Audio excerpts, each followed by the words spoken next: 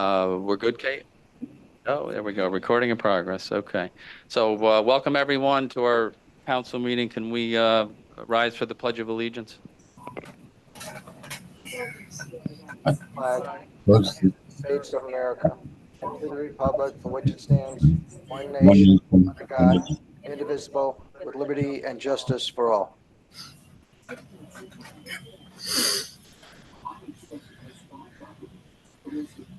Kate, roll call. Atkinson, here. Council Polo, here. Vincent, Here. Council Nessa, Here. Council Cruzen, Here. Rosso, Here. here. Mary has four. All right, thank you. Next up on our list is our audience of citizens. If anyone wants to speak to us about any topic, either it's listed here on our agenda or not, now would be the time. And Gail, first up.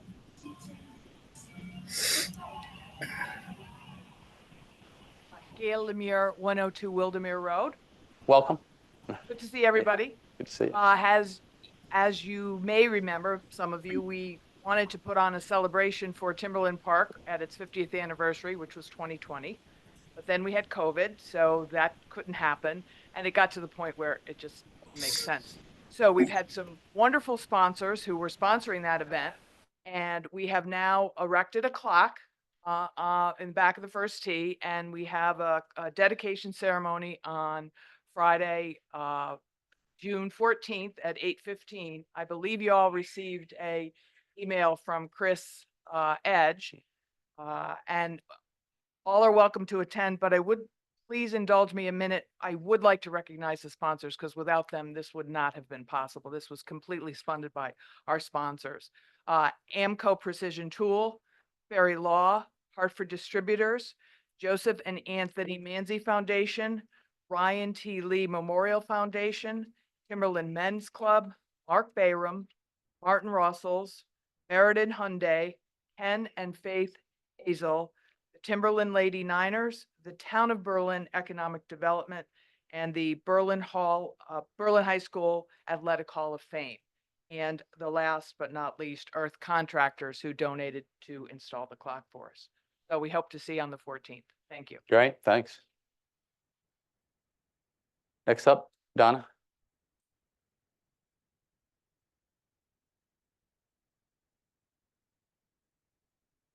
Hello. Wow. Yeah. All right. Welcome back. Thank you. Thank you. I wanted to let everybody know that once requested to work with the architect, Brian Humes, who's here tonight to present the statement of needs for the community and senior center. The staff, Barbara Gombatz, who is chair of the Commission on Aging, myself, Donna Bove, chair of Parks and Recreation Commission, worked diligently with Brian to create the statement with the overall goal that you asked for to reduce the size of the proposed community and senior center. I want to thank Jenna Ochoa, Debbie Dennis, Tina Doyle, took significant time out of their day-to-day town responsibilities to work on this project. It really took a significant amount of time and everyone was challenged, as was Brian working with all of us. So, but you'll hear that we accomplished your request, and we're hopeful that tonight you, the town council, can share with us where you stand with any discussions or update with the why. You requested our work in December. We got started in early January, and we're hopeful that after tonight, we can compare which and what each alternative offers our residents and then determine next steps. Continued delay, as we'll learn, means higher costs, whichever alternative is best for the residents. Both commissions supported the statement of need that's presented here tonight unanimously. You might hear from Brian that the senior center may be a priority. There were discussions about this during our meetings. Personally, I would agree with that. And I leave you with a couple of things. Number one, even though Meriden has a vibrant Y, the Y does a super job. The Meriden Y is part of the Meriden, New Britain, Berlin Y that you're studying to possibly bring in here. The city of Meriden recently determined that they will bond $25 million start the process for a new senior center. Expected total cost is in the mid-40s, and it includes a gym for pickleball and other activities, and there is an add-on or a health center. I don't know much more than that. It was reported in the papers. There was a lot of going back and forth. I think that's where they ended. But as was said before, and Y does not replace a senior center or a community center. Our commissions believe a community and senior center could be a center of social and physical activity for all ages, all year round, and enhance the well-being of our residents. If one agrees the senior center is a priority, then you also have your community center. Again, efficient space, efficient use of space and staff. You can use the same rooms later in the day for the rest of the community. Now, why include a gym? Seniors are looking for physical activities. Some can currently be done at the current auditorium that they have at the current senior center, but not all. And the gym would be used for toddler, youth, younger adults, obviously other senior activities like pickleball. Why a pool? Outdoor pools like Percival are used 7 to 8 weeks per year. It's tough to get staff to work for 7 to 8 weeks. They can earn much more money from May to August until they go back to college. And of course, some days are missed because of rain. Indoor pool will allow year-round water aerobics and alike for seniors, adults, swimming lessons, lap swimming, all year round. Staff's easier to fill due to full-time status. We've discussed a lot with other towns that operate indoor pools, like Newington, like Rocky Hill, around us. Percival is not ADA compliant. It will need major upgrade at some point in the next few years. It's over 50 years old. We could put those dollars towards a town indoor pool all year round, not just 7 to 8 weeks per year. And again, as I noted, Newington, Rocky Hill have indoor pools at their high school. They use that for town resident activities before and after school. Believe it or not, seniors get up early. They go, they use the pool, school starts, they leave. Other adults or young people come back after school and they use it until the evening, I think at 8 or 9 o'clock at night. A lot to think about, a lot to do. The most important thing is to move forward. We do appreciate working with Brian. He's a top-notch professional, and we thank you for your time so far. And we look forward to moving this forward. I appreciate you guys listening. Thank you. Hi, Donna. Donna? So the Meriden Senior Center, what did you say, 25 million to 40 million? What did you say, 40? The estimated cost, Yeah. and I Just don't know how. Since you brought it up, yeah. Yeah, no. Yeah. It's in the paper. Yeah, Yeah. I'm glad I read it. Yeah. So it's mid-40s, 40 million, 40 To build it. to build, and that includes some health department that they're Yeah. adding onto it, right? What they did, the town council did is, and I don't know if they have a board of finance or whoever else is involved, but they will be bonding 25 million of that total cost to get going. In the articles, they talk about trying to get federal and state money, which of course we would also do for whatever alternatives moved on. But they also talked about the fact that we all learned that you have to have a shovel-ready project. So the town has to, you know, as we all know, the town would have to approve in a referendum us moving forward with something that costs more than $5 million, which obviously this would. And Brian may be discussing that. I really don't know if he's going to discuss that tonight. But and then when it's shovel ready, then we can have Anna, and Jack, and Rick Lopes, and everybody in this town working with our state government and with the federal government, who we have had just basic conversations with, and they say there's money there, but can't count on it until you approve it, you're ready to go, and you get your, and that's what Meriden is hoping. Do you know the square footage of that building off the top of your head? Did the article say that? No, we could find out, yeah. just got back from Yeah. vacation. I happened to read this. Yeah. While I was on vacation. I did read that we're gonna do something like that. I didn't read the cost, but yeah. My point is, and again, the Y does a wonderful job, Mhm. but it doesn't, and John Benigni, he will say the same thing as he told our commissions. It doesn't replace your senior center, and he's not your Parks and Rec or community center programs. So, I believe, I know our commissions believe we need to move forward. And, and again, we're willing to continue working on this, but we're gonna have to come to some kind of conclusion fairly shortly because costs are going up. Agreed.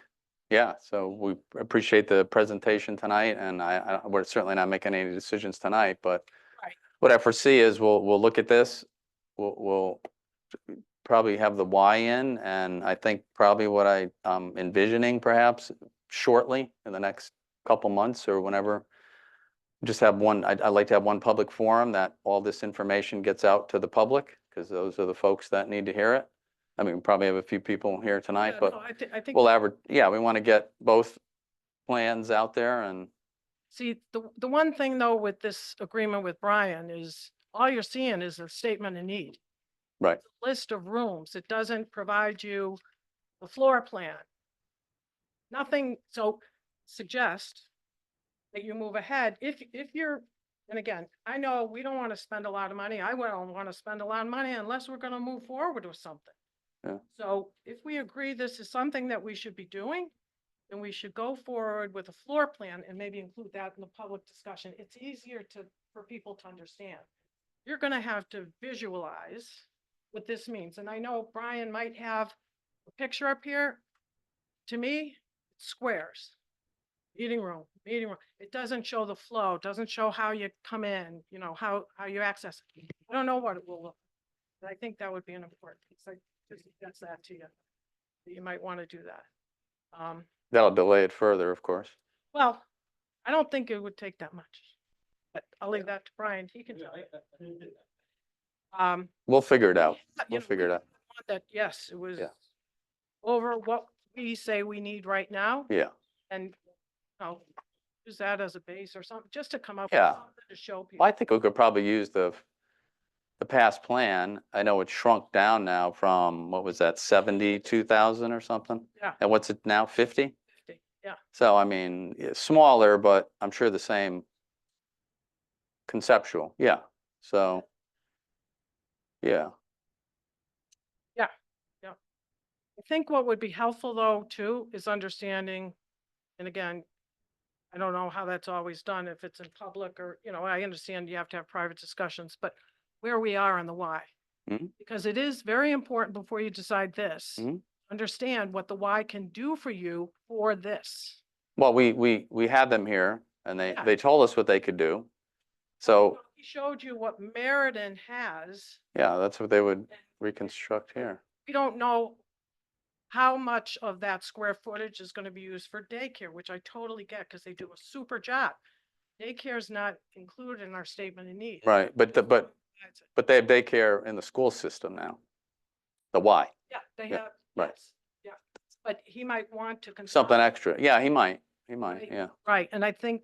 That's why I agree with you, we have to flesh out that plan, no doubt. How do the residents access Right. the pool? How do the residents access the gym? All residents, not just members of the Y. Because again, we're the town, and that's what we have to think of as Parks and Rec, Senior Center. Yeah. So there's a lot to flesh out. There is a lot, yes. I say we gotta get going, and if you haven't started that discussion, I just suggest you, We have. okay, good. Yeah, So, yeah. I mean, just on behalf of the Y, I mean, yeah, we got to flesh out some more, but okay, they haven't gone forward with all of their plans, obviously, because we haven't made a decision yet, right? So once right. now that we were waiting on this, remember, we were waiting on this. Once we have this, yeah, no, we're waiting on this. Once we have this, now we're going to flesh out their plan and we'll present all that to the public. Right, so, So the public has all the facts on what the two plans will cost, what it will mean for the residents, what it will mean Right. for all of us. right, we were tasked with doing this. Correct. And you did it, and that's great. And it's here. Yeah, Council is doing the Y. And Yeah. that's fine. yeah. All I say is, okay, we're done. Hopefully you have something. Well, how long did it take you to do it? So you got to give us a little time. Finished it back in April. Yeah, but when did you start? January? Yeah, that's what I mean. So you're gonna ask us to do it in a week. I mean, we're gonna get that, yeah. Thought maybe you could. We're gonna get it, yeah. I mean, it's basically started as the why. They have a plan. Of course they do. Y has to do, I believe, Yeah. and maybe it's changed. since, Yes, But they have to go in and make sure that their national office agrees that they can Yes. build a Y because of oversaturation. well, wait. Yeah, but see, this is what I mean by information. So the why from day one has approached us. We never asked the why. I mean, they came to us and said, we know you're looking for a community center, senior center. We want to build the Y in Berlin. We're interested in maybe filling that need. That's how it all started with the Y. Years. I never went to them, yeah, a couple of years ago when we started talking about this. So they've already cleared all those hoops because they're willing to do it. Now they have to fundraise just like we would have to pay for our Y. Yeah. So, let's not, Maybe they've done that because. yeah, they have. Okay. I mean, so since we met with them Yeah. Well, they haven't, I don't think, 2 years ago, yeah, they had to, that was one of the steps. Yeah. When that subcommittee got together. Yeah. They had to do a study. correct, to make Sure that they could put it in. right, That was Yeah. done based on our report. right, to you. right. Yeah, I mean, you were on the committee. That sense. You were on the committee. You know what the committee did. Right. Yeah. Right. And as of last time, when he presented the Meriden Y, which is like 33,000 square feet, which is fine. Right. I asked him, and it's still a step that has to be done. Sure. Maybe it's been done since. Yeah, no, we're on it, and we're gonna do it quickly and move forward and figure out what the best, Great. what the folks want. Yeah, no doubt. We're obviously willing to work with you. Of course, and we're gonna work together. That's why we had you do the plan here. Yeah, absolutely. Yeah, we're good. We're good. Thank you. Anyone else in the audience of citizens? Mayor, Brian Yes. Benigni is on Zoom. Oh, Has his hand raised. sure. Yes. Brian? Good evening, Mayor. I Hey, know hey, I know we spoke on the phone with Julia Dennis. I didn't know if this was the opportunity you wanted me to speak about the budget or later in the agenda. You can do it now if you want. That's Okay, fine. And we'll okay, and then we'll you have can- our discussion shortly. We just have to do a couple other things here, but go ahead. Since you're on. Sure, thank you very much. Sorry I couldn't be there in person. all right. To just address the council, with the pending budget vote tonight and possibly going to a joint meeting. We had our board meeting last night and discussed what the potential cuts would be that were published at our earlier board meeting. And we're appealing to the town council, made a contact with Sal Bordenero, asked to meet with him tomorrow, if possible, with Julia Dennis and Peter Zarbozo, to speak about, at this time, the board, and we didn't do anything, but the thought with our subcommittee and with the entire board is that with the funds that came back from 2.75 to 3.0, that we would add our Effective School Solutions Program, which is a program that works with students, students that need assistance, that otherwise may need hospitalization or outplacement. They could have school avoidance issues, things of that nature. So we're opting to use the additional funding to put that program back in. Yet we would still are needing funding. We'd like to be able to put the middle school sports back in, which is roughly $125,000. So my request to the mayor and to all of you is to look at the budget again and see if there's a way to add the $125,000 back to the Board of Education operational budget for the 24-25 school year. I mean, I can go over all the other cuts that are on that list. Those reductions would remain in place. Pending the need for, there's various teachers, a fourth grade teacher, a kindergarten teacher, a paraprofessional, an office clerk, our operations manager, director that's on, is still on the cut list, just no funding for it. But the board asked me to come to the meeting this evening, and along with the mayor's recommendation to come and to appeal to you to find the funding to fund middle school sports. Yeah, I appreciate it, Brian. I'm glad you came and explained that, what you were explaining to me the other day.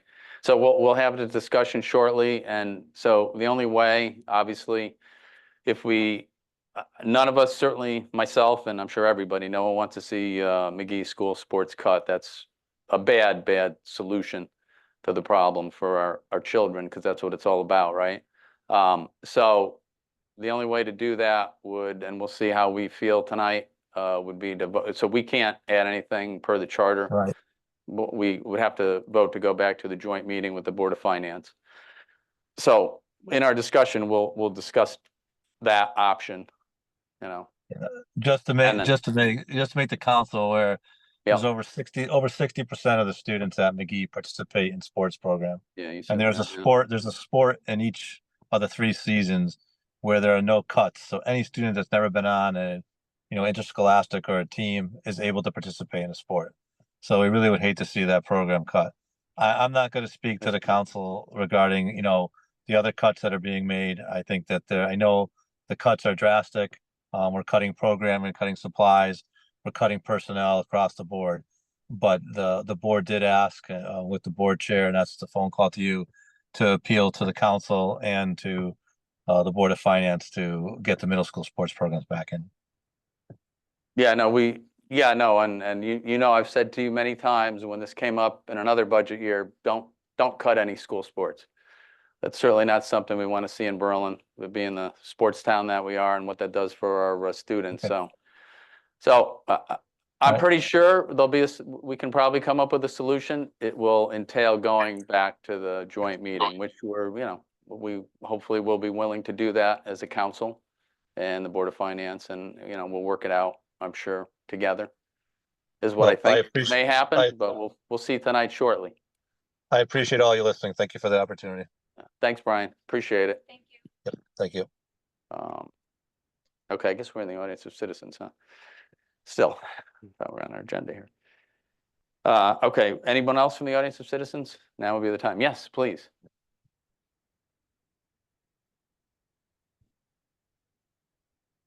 Jen Jurgen, 561 Percival Ave. Welcome. Thanks. Tonight, I'm actually not here as a Board of Ed member. I'm here as a parent. Okay. Comes first, always. Always, of course. I just want to, I really support fully funding our schools, as you probably know. And at the 3% increase, we still have about $600,000 shortfall in meeting just the contractual obligations. So if we can at least fund to that point, if we can't fund to that point, we're going to struggle over time to maintain the high quality education and programming that makes it attractive to this town, attractive to those who are seeking to move in, and also for our strong educators that are seeking job opportunities. So we really need to be able to continue to attract those quality teachers. Our state is at a critical juncture with a teacher shortage right now. And I'm going to share an example that I, as a parent, have gone through this year. My daughter had 3 different teachers for her honors level freshman math class just this past year. And before the administration was able to hire a tenured educator mid-year. So many students started to really have a severe decline with learning and struggling with all the transition of different teaching styles in such a short time frame. The teacher that ended up being hired had a desire to be in 2 districts. Berlin was one of those. So after bringing on this teacher, students almost immediately showed improvement. We're a desirable school district because of what we have to offer, and we hire and retain these strong educators. And it's not just by chance.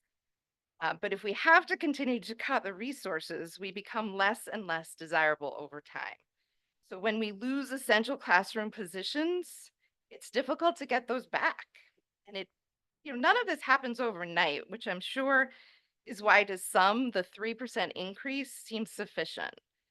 But over time, that impact is it's gonna be, it's gonna stress what we have that we're so fortunate to have in this town. The larger classroom sizes, less resources possibly for mental health services, the sports programming.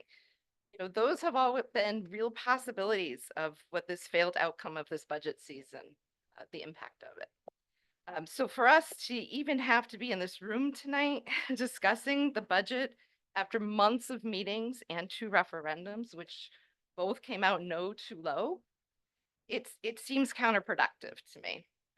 But here we are, and I'm asking you to please consider rejecting the budget, and as the voters indicated, that it's too low, and bring it back to the joint meeting with the Board of Finance to continue to consider alternatives.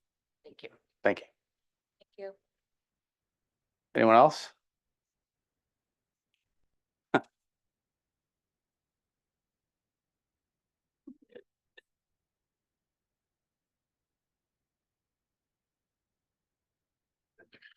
Ornell Boudria, 115 Skinner Road.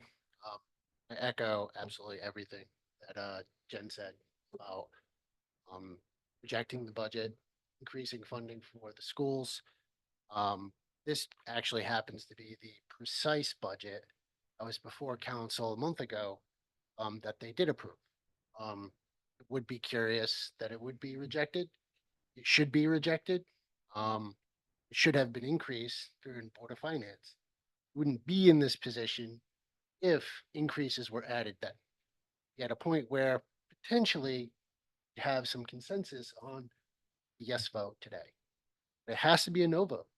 You need more money for the schools, period. Full stop. It is what it is. $120,000 for. What is the answer to the ultimate question of life, the universe, and everything? That's a great point. Well, what's that? What? Okay. I'm going on in the background. Yeah, apparently, yes. Could take Trying to a, throw me off. That's it. What's going on? That's it. 120,000 for McGee's sports, 150 for mental health services, and 270,000. I mean, that's not even half of what it is that's needed to reach contractual obligations. We're at a point now where we're suggesting, well, that might just be enough.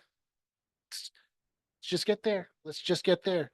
We are off base if even we want to undercut that it's $610,000 is the difference between where we're at now and meeting contractual obligations.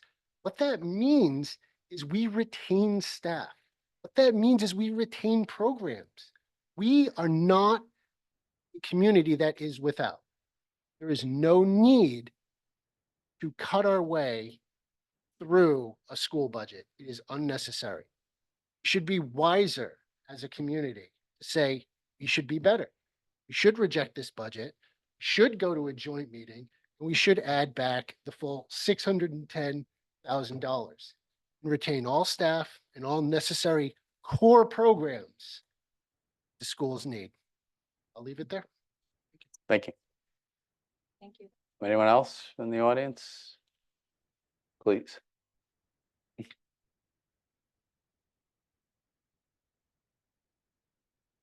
Hi, Hi. Sarah Kowalczyk, 962 Chamberlain Highway. Welcome. I apologize, I'm going to be reading off of an email that Oh, that's okay. for a while ago. I just haven't looked at this in a while, but I still stand by it. This is very focused on the pool. However, a lot of my commentary really feeds into the school budget as well, which is basically, what are we doing? Why can't we match up with all the other towns around us are doing? So if you don't mind, I'm just going to read from my email. My comments will focus on what a pool could provide to the town's children. However, I would note that there's a lot of other populations within town, including the seniors, that could benefit from this. I have a daughter who's swim team in the high school. I have another daughter who's going to be up and coming, also swim team for the high school. And I've listened to the discussions or the complaints around the cost that's being invested in busing, not only from the high school swimmers, both the boys and the girls, to the Meriden Y daily, but also the high school divers separately to Plainville, understanding that the cost for all this busing is very high, as well as the need to schedule and host home meets in alternate towns because we can't host it ourselves. The high school students also lose valuable time for studying when multiple days a week they are using a combined hour or more to wait for and be bused to and from another town for practices. Berlin has and will continue to have a strong team that deserves to be invested in for something other than bus services, again, which those costs are always complained about. A local pool to practice in may also draw in more swimmers to the high school team, making it all the stronger, as well as opportunities to host meets. I also want to note a few additional considerations. My girls grew up learning to swim in New Britain because Berlin, aside from a couple of weeks in the summer, had no options for swim lessons. Even the summer lessons were challenging if even feasible, as they were mostly held during standard working hours. For some of those who are lucky enough to manage transportation to and from during their work days, there's more challenges that are met when in earlier years the parent and guardian is required to be in the pool with the children. So if the parent is working, they are largely out of luck for any lessons within town. Let's not get into the limited period of time for which those lessons are offered and further limitations caused by rain for outdoor only options. Search Berlin Buzz, search the Berlin Talks pages for people searching on swim lessons in local areas. They're always getting referred out of town. They're getting referred to Rocky Hill, they're getting referred to New Britain, they're getting referred to Meriden. There's nothing in town. Look around also at our surrounding towns. And again, I was speaking originally on the pool, but this applies to the school budget too. Newington, Bristol, Bloomfield, Middletown, Glastonbury, Cheshire, Orange, West Hartford, Southington, Meriden has multiple pools. New Britain, the list goes on. Why on earth is Berlin, which is working so hard to improve and invest in the community, not able to manage this when so many other towns around us can? I love Berlin, but what are we doing wrong? For those who are looking for coaching, resources in other towns are even limited. With appropriate hiring, I do think that there would be a market for lessons that would also offer more opportunities with a town pool. Meriden Seals, Meriden Finns have team members being drawn in from other teams. I know for our own team in Meriden, and I'm pointing to the audience because there's multiple people here. We're drawing in people from Wethersfield. We've got Meriden, we've got New Britain, we've got Berlin, we've got Southington, and the pools are growing. The teams are growing. And there is a need, and there would be an advantage to all of these children to be able to spread out and have another pool accessible. I also put a note that the preference, of course, would be for a long course pool. That might be asking a little bit much, but there are very limited long course pools in the state of Connecticut. The towns and the teams are always looking for an area to host. There's potential income right there, just being able to host those long course meets during the seasons. And also I noted briefly, and I'm not going to harp on this right now, but there's provision of jobs too. We can have a pool, there's jobs for the teenagers, there's lifeguard positions, there's coaches. So there's a lot of benefits. And again, I keep harping on the pool, but I do think that this applies to the Board of Ed too, in terms of being able to make sure that they have adequate funding. It's not okay. I look at the media attention that Ellington has recently gotten because they had so many issues. That's what Berlin's walking into right now. And I don't know why that's going over in this manner. That's not good enough for Berlin. We're a little bit better than that. I think we can handle it. Thank you. Thank you. Anyone else? Audience? Yes.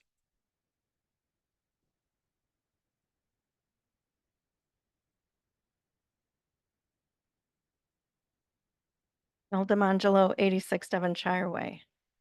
Hello. Hi, here we are. Yes. Nice to see you as always. Wish we weren't here. But Yes. We're in the same So situation. what else did you have to do tonight? You know, right? Except be with my family. Yeah, right. Yeah. Same here. We get it. Yeah. No. So the education budget.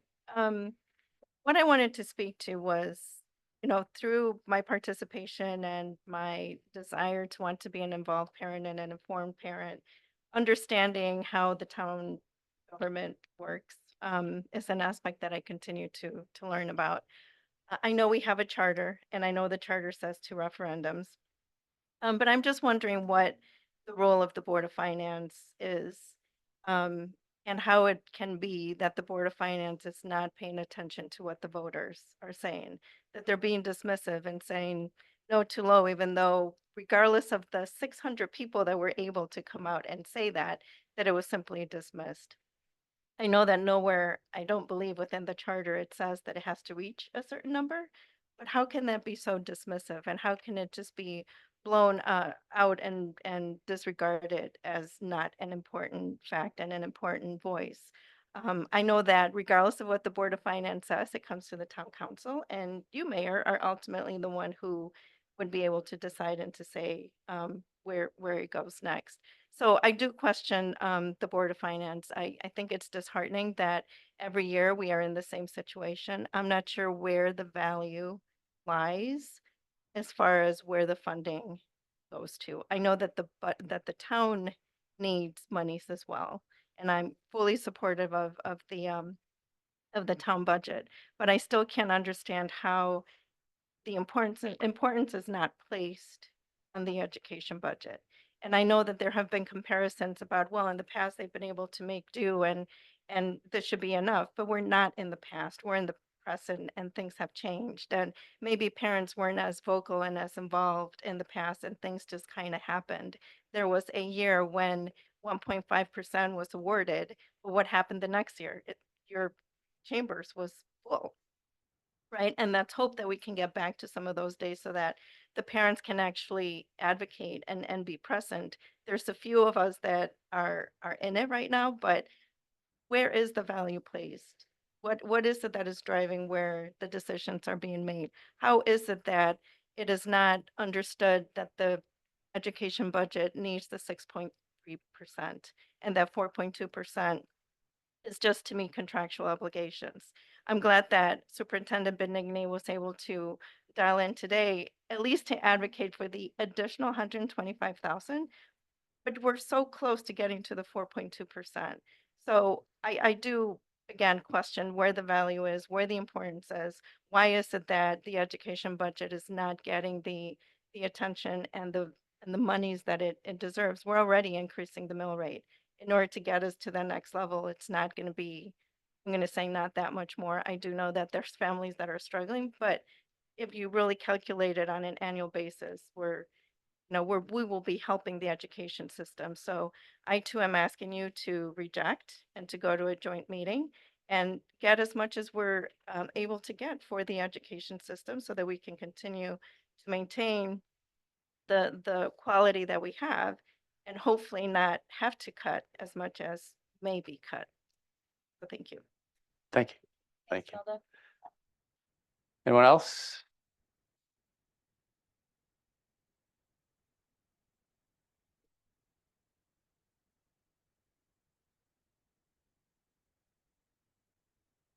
Hello. Hello. Vanessa Welcome. Deanna, 250 West Lane.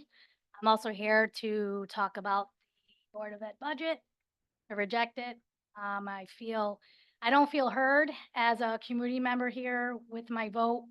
It's very disheartening that we voted no too low and we're still being dismissed. And that's what actually bothers me the most here, standing in front of you all, feeling like my vote does not count.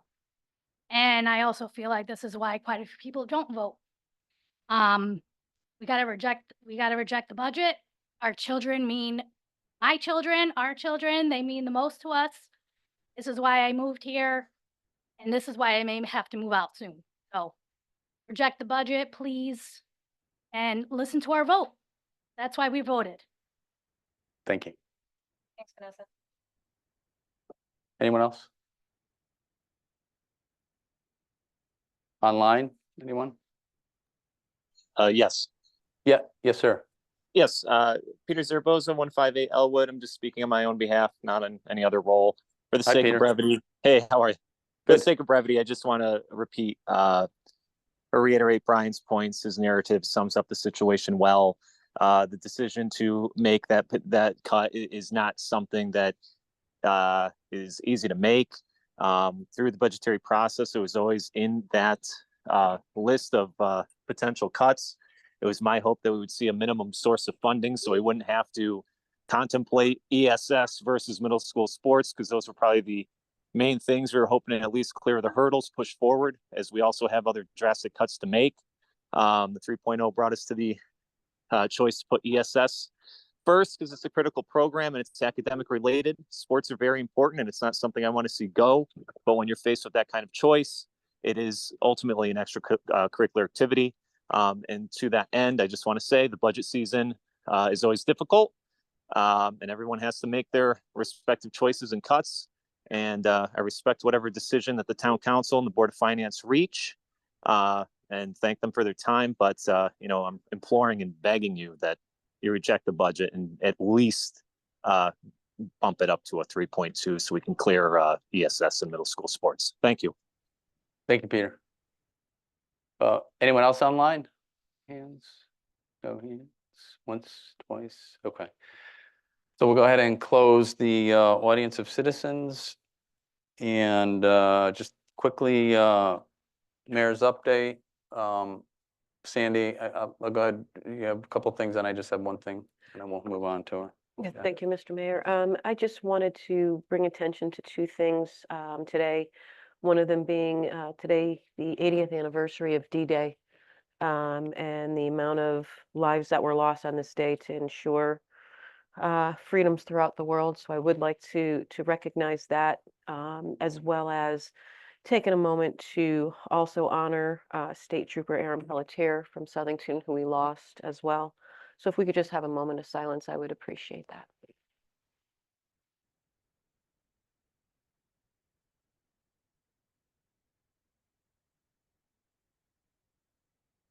Thank you. Thank you. Thank you, Sandy. Just one quick thing I wanted to mention. I have a proclamation. This is, as you know, June is Pride Month, so the town, Berlin, recognizes that June is celebrated nationwide as LGBTQ Pride Month, and that our great nation was founded on the principle of equal rights for all. As a community, Berlin is inclusive and strives for diversity. We welcome all people and believe everyone should be able to live without fear or prejudice, discrimination, violence, or hatred based on gender identity or sexual orientation. So the town of Berlin does hereby proclaim June 2024 as Pride Month to honor and celebrate our LGBTQ citizens. Let us as a community continue to build a culture of inclusiveness and acceptance for all. So thank you for that. And we'll go ahead. We have a busy agenda. So we'll go ahead and move on to our meeting agenda. Our first is our consent agenda, which the counselors have received. We've got 6 items on there that we've already read. Typically, there's some donations we're accepting. I won't read them all in the essence of time here. We're waiving a couple fees. By the way, while you're here, one of the fees we're waiving, we're having, as a lot of folks, I've seen a lot of comments on Berlin Talks and out there, you know, we're going to have a concert. Hopefully you guys have heard that. It should be posted out there in conjunction with St. Paul on their green summer concert in connection with the town on July 18th, I believe it is. 6 o'clock, right? Thursday, the 18th. Is that the right date? The 18th? Thursday. Yes, it's a Thursday. 6 to 8, free. We're waiving some fees for that as the town contribution. St. Paul's kicking in, and it's the local band Locomotion, which I'm sure a lot of you are familiar with. So that should be good. So it's a start of something. We wanted to start slow with one concert, and we'll see how that goes. And hopefully there's more to come with that. So that was just something on our consent agenda to waive that. I just thought I'd take that time to mention that date. So we'll go ahead and Charlie take a motion on the 6 items on our consent agenda. I move we accept the consent agenda as presented. All right, thank you. Second on that? Second that. Thank you, Donna. Any other questions on that, comments? Hearing none, all is in favor? Aye. Aye. Opposed? All right, so moved. Okay, so before we get to the first presentation, we do have our public hearing, right? Yes. It shouldn't take that long. 6. So we'll go ahead and call to order a public hearing. Kate, do you want to read the notice? Why don't we just have it where it's attached to the minutes? What's that?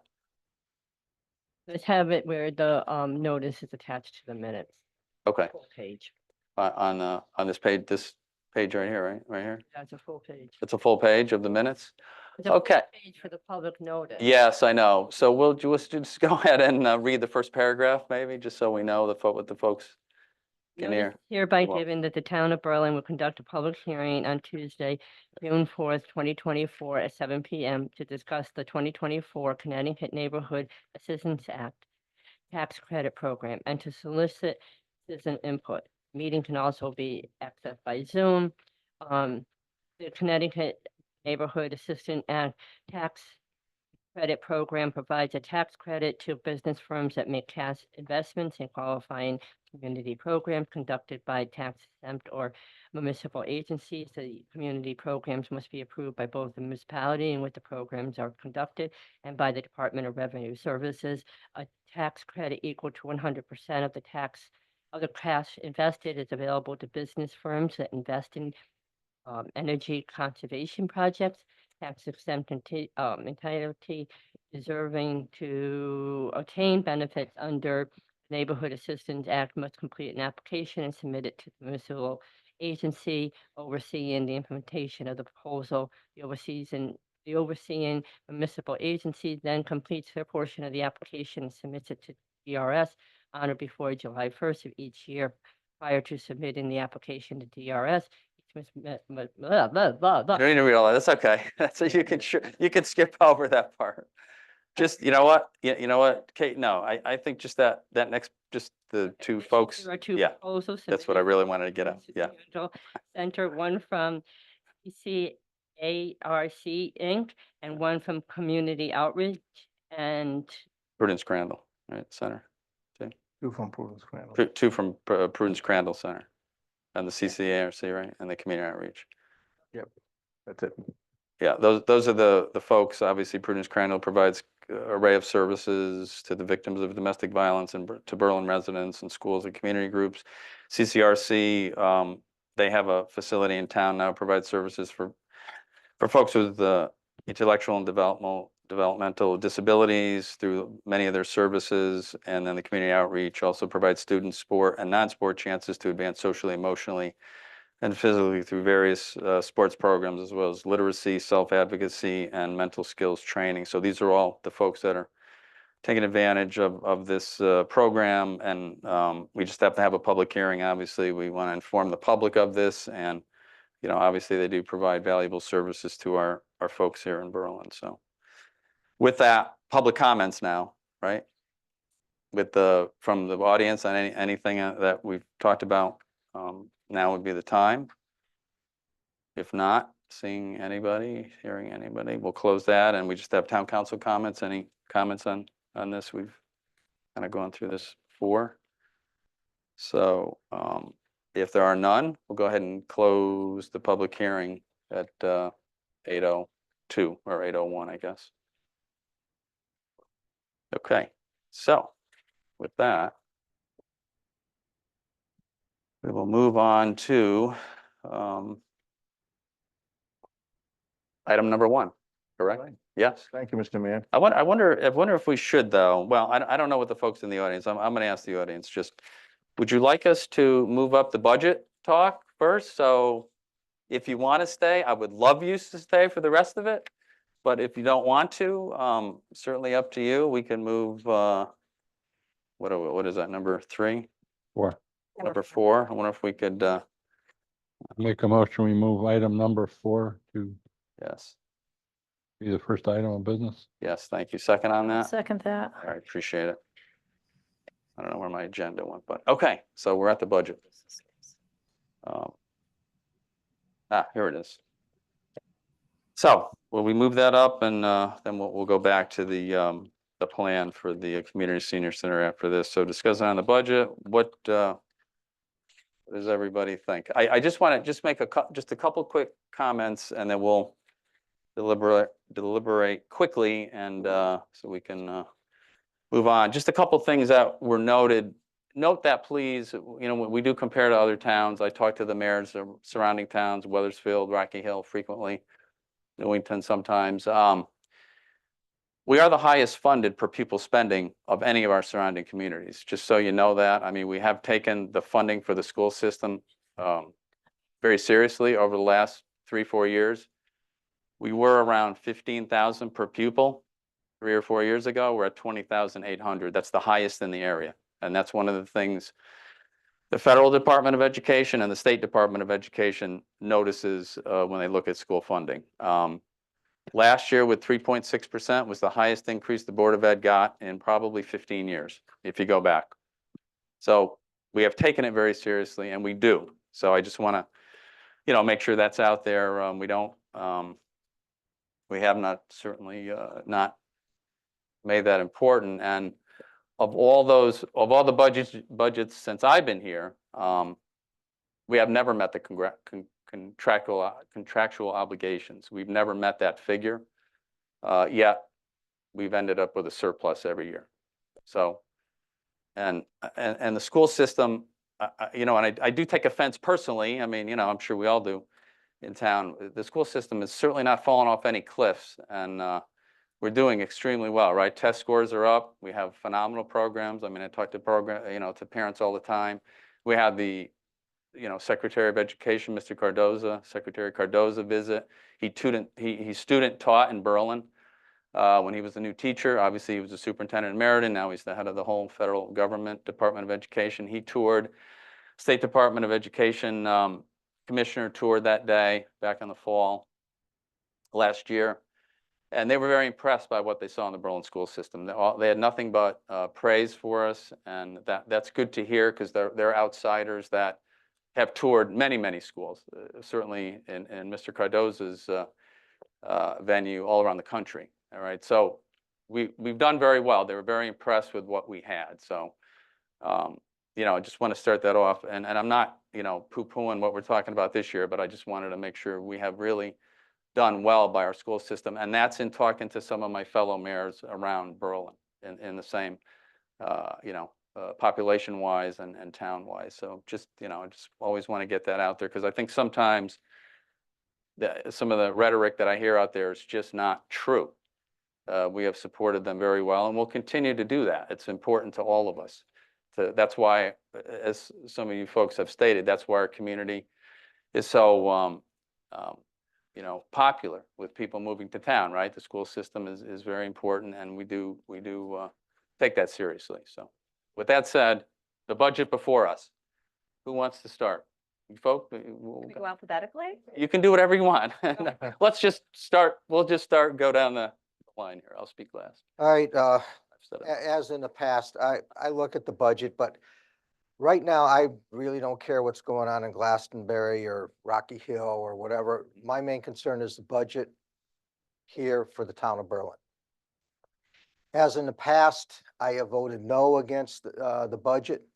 My beliefs are we do need to go to a joint meeting with the Board of Finance and iron this out and vote no for this budget for the school system. Yes, we do well here, okay? The students do well and everything else, but we've got to look at 2024 going in 2025. I don't think we're doing that. Too many people are looking at the past. We don't need to look at the past. We need to look at what we need to do to move forward, and at least move forward to support the programs that are going to be cut. So, as the way, I could go on and on this. I'm not. I think I made my point. But when it comes for my vote, and I will say this now, I will vote no against the budget and vote for the budget to be rejected and it go to a joint meeting with the Board of Finance. Thank you, Mark. Thanks, Mark. I'll be voting for the third time no to reject this budget, as I have for the other two times. Reiterating what Jen said, I 100% agree with everything that you said and said it so eloquently and passionately. And I thank you for coming, all of you, to speak tonight.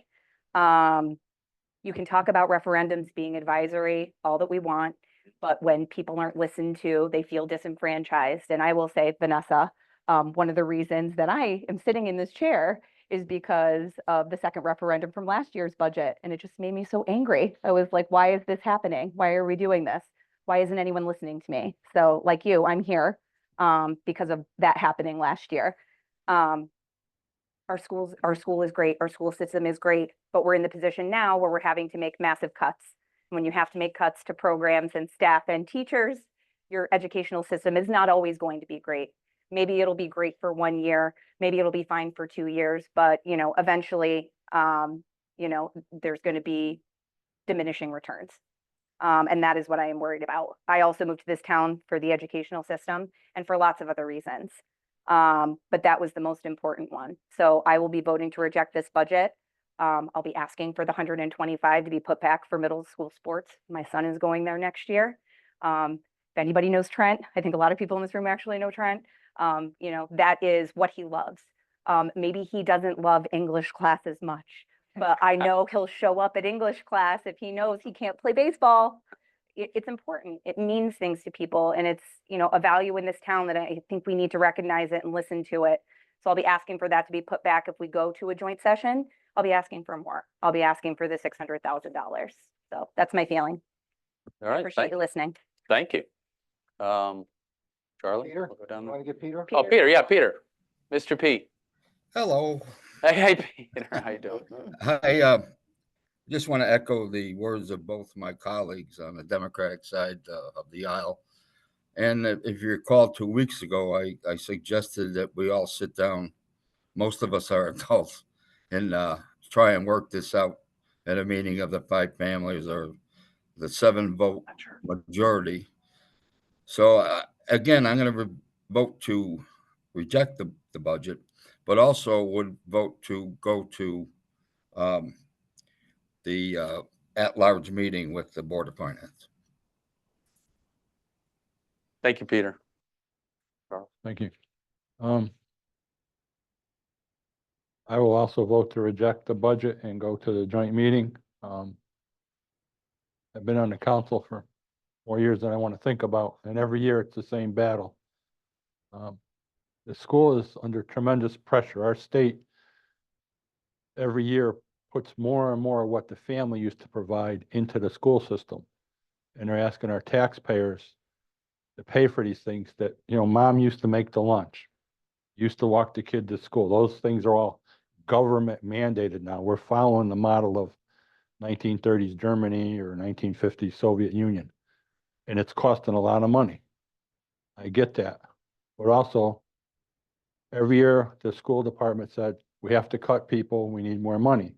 Every year the population's gone down and the staff has gotten bigger.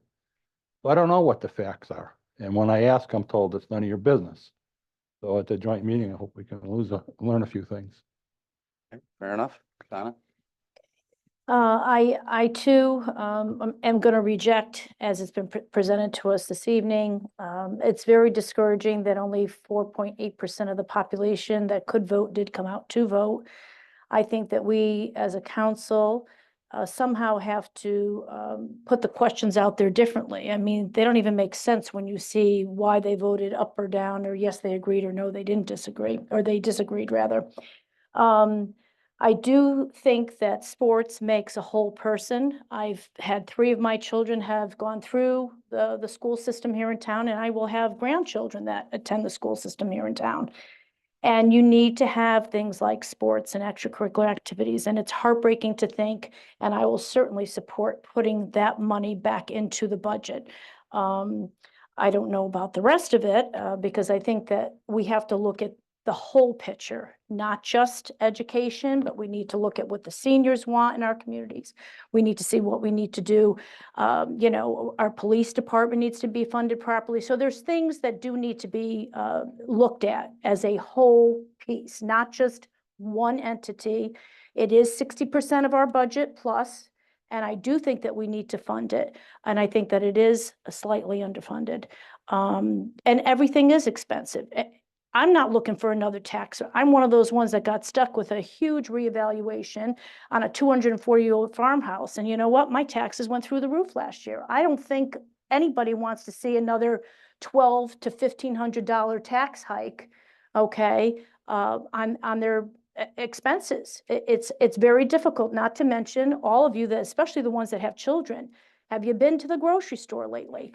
We need to sharpen our pencil. There's no question. And there's fat in every single one of our budgets, even mine at home, and they need to be reduced. That's the bottom line. But I will certainly support the athletics, and I think we need to put it back in there. I think, like I said, it makes a whole person. All my kids participated in the sports in this community, and it was very good for them, even to this day as adults. with that, I guess I'll pass it Sandy. on to Sandy. Yeah. What else am I gonna say? I will say that I also am in favor of going to the joint meeting with the Board of Finance. You know, I do also believe that sports is integral to part of your education.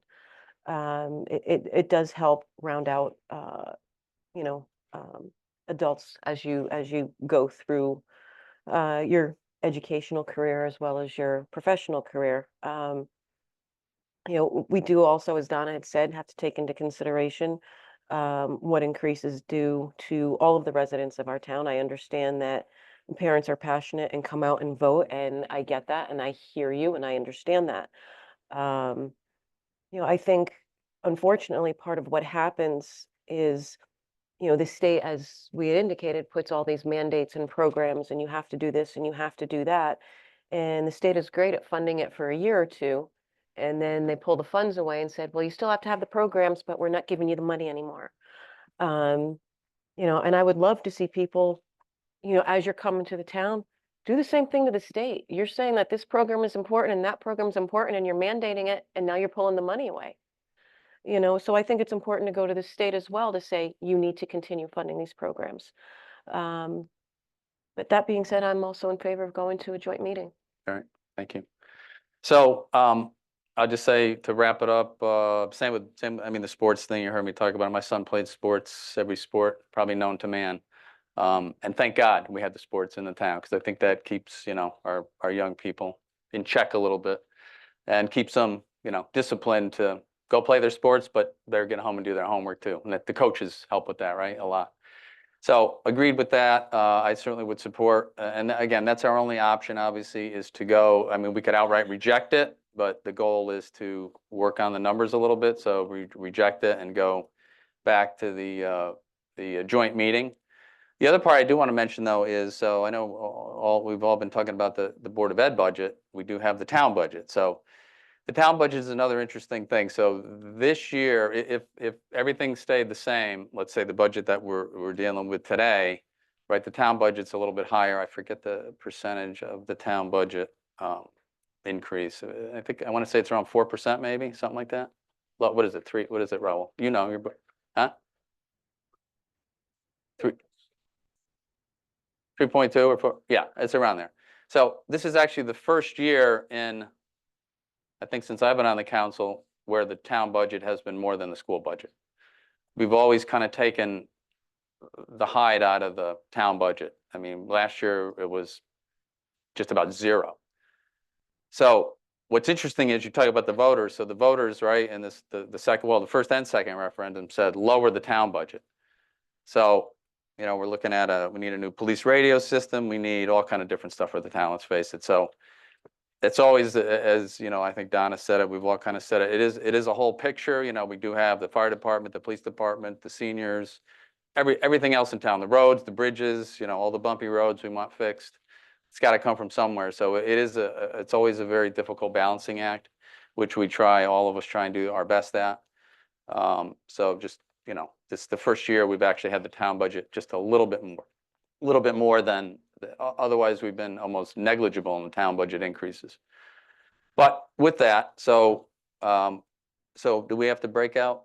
What we just reject? My question. Yes. Going to accept the town budget and reject the Board of Ed? Are you going to reject both budgets? I think we do should. separate votes. We could do separate votes, Yeah. but I think we should. But I think, personally, I think we should reject both. It really is, and I know this is something you don't want to hear, but it really is one budget. Okay. Okay? Yeah, got it. Statutorily, there's one town budget. Right, yes. Now, every town breaks it down by general government and Board of Ed. Right. And some towns, a minority of towns, do what you do, which is have advisory questions and separate votes on Board of Ed. Right. And oddly enough, and there's no coincidence here, the towns that do it that way have multiple referenda. Okay? So, but it is one budget. So if you're going to reject the budget and go to the joint board, it's one vote to reject the budget. Kind of what I figured, yeah. Might as well talk about both anyway while we're there. So Motion to reject the budget and to send it to joint board? Yes. So that's the motion. Motion, Charlie made it. Excellent, excellent. To reject the budget and move it to a joint meeting. Second on that? I'll second that. Second on that. And all those in favor? Aye. Aye. Any opposed? All right, so moved. So before you folks go, I know you want to stay here for the rest of the meeting, right? We'll only be here till about 10 o'clock. It's okay. Just kidding. What's the time frame on this now? The charter says immediate. Okay, that's what I thought. Because we have to, so folks, like if it went back to the Board of Finance, if we didn't reject it tonight and passed it, tomorrow night the board would be setting the mill rate.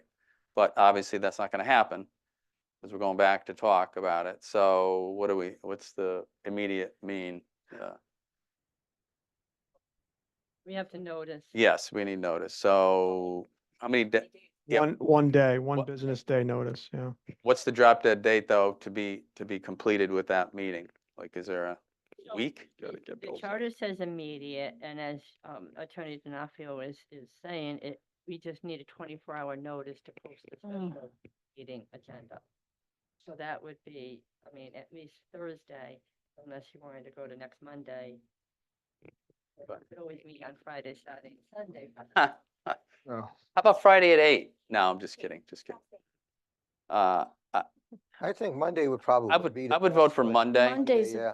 Monday? Does Monday. that work for everyone? Already got it. There are some Board of Finance members sitting, Monday, does Monday work?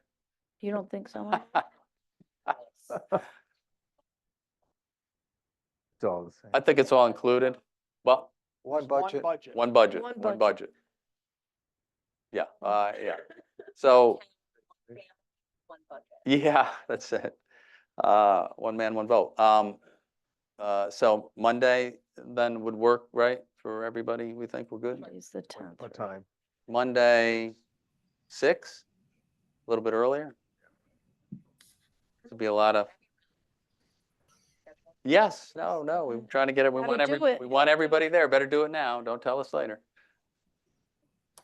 Monday's good for me. Peter, okay, good, good. Good for me at the moment. Well, let's rock and Monday, roll. Monday, Let's Monday, wait. yeah. Kate, how do you look? Yeah, I'm good. Good? 10th, Okay. good. Everybody's, 6 o'clock? we got a consensus, huh? Good for you too? That's good. Works for everybody? 6 Okay, o'clock. Monday, June 10th. Yep. at 6 PM. And where will we, We'll have to check. here?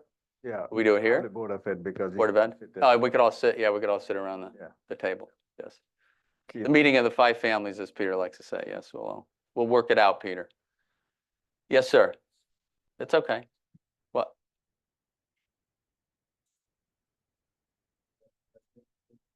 Oh, Of course. public meeting, invited. Yeah, Public The meeting. more the merrier.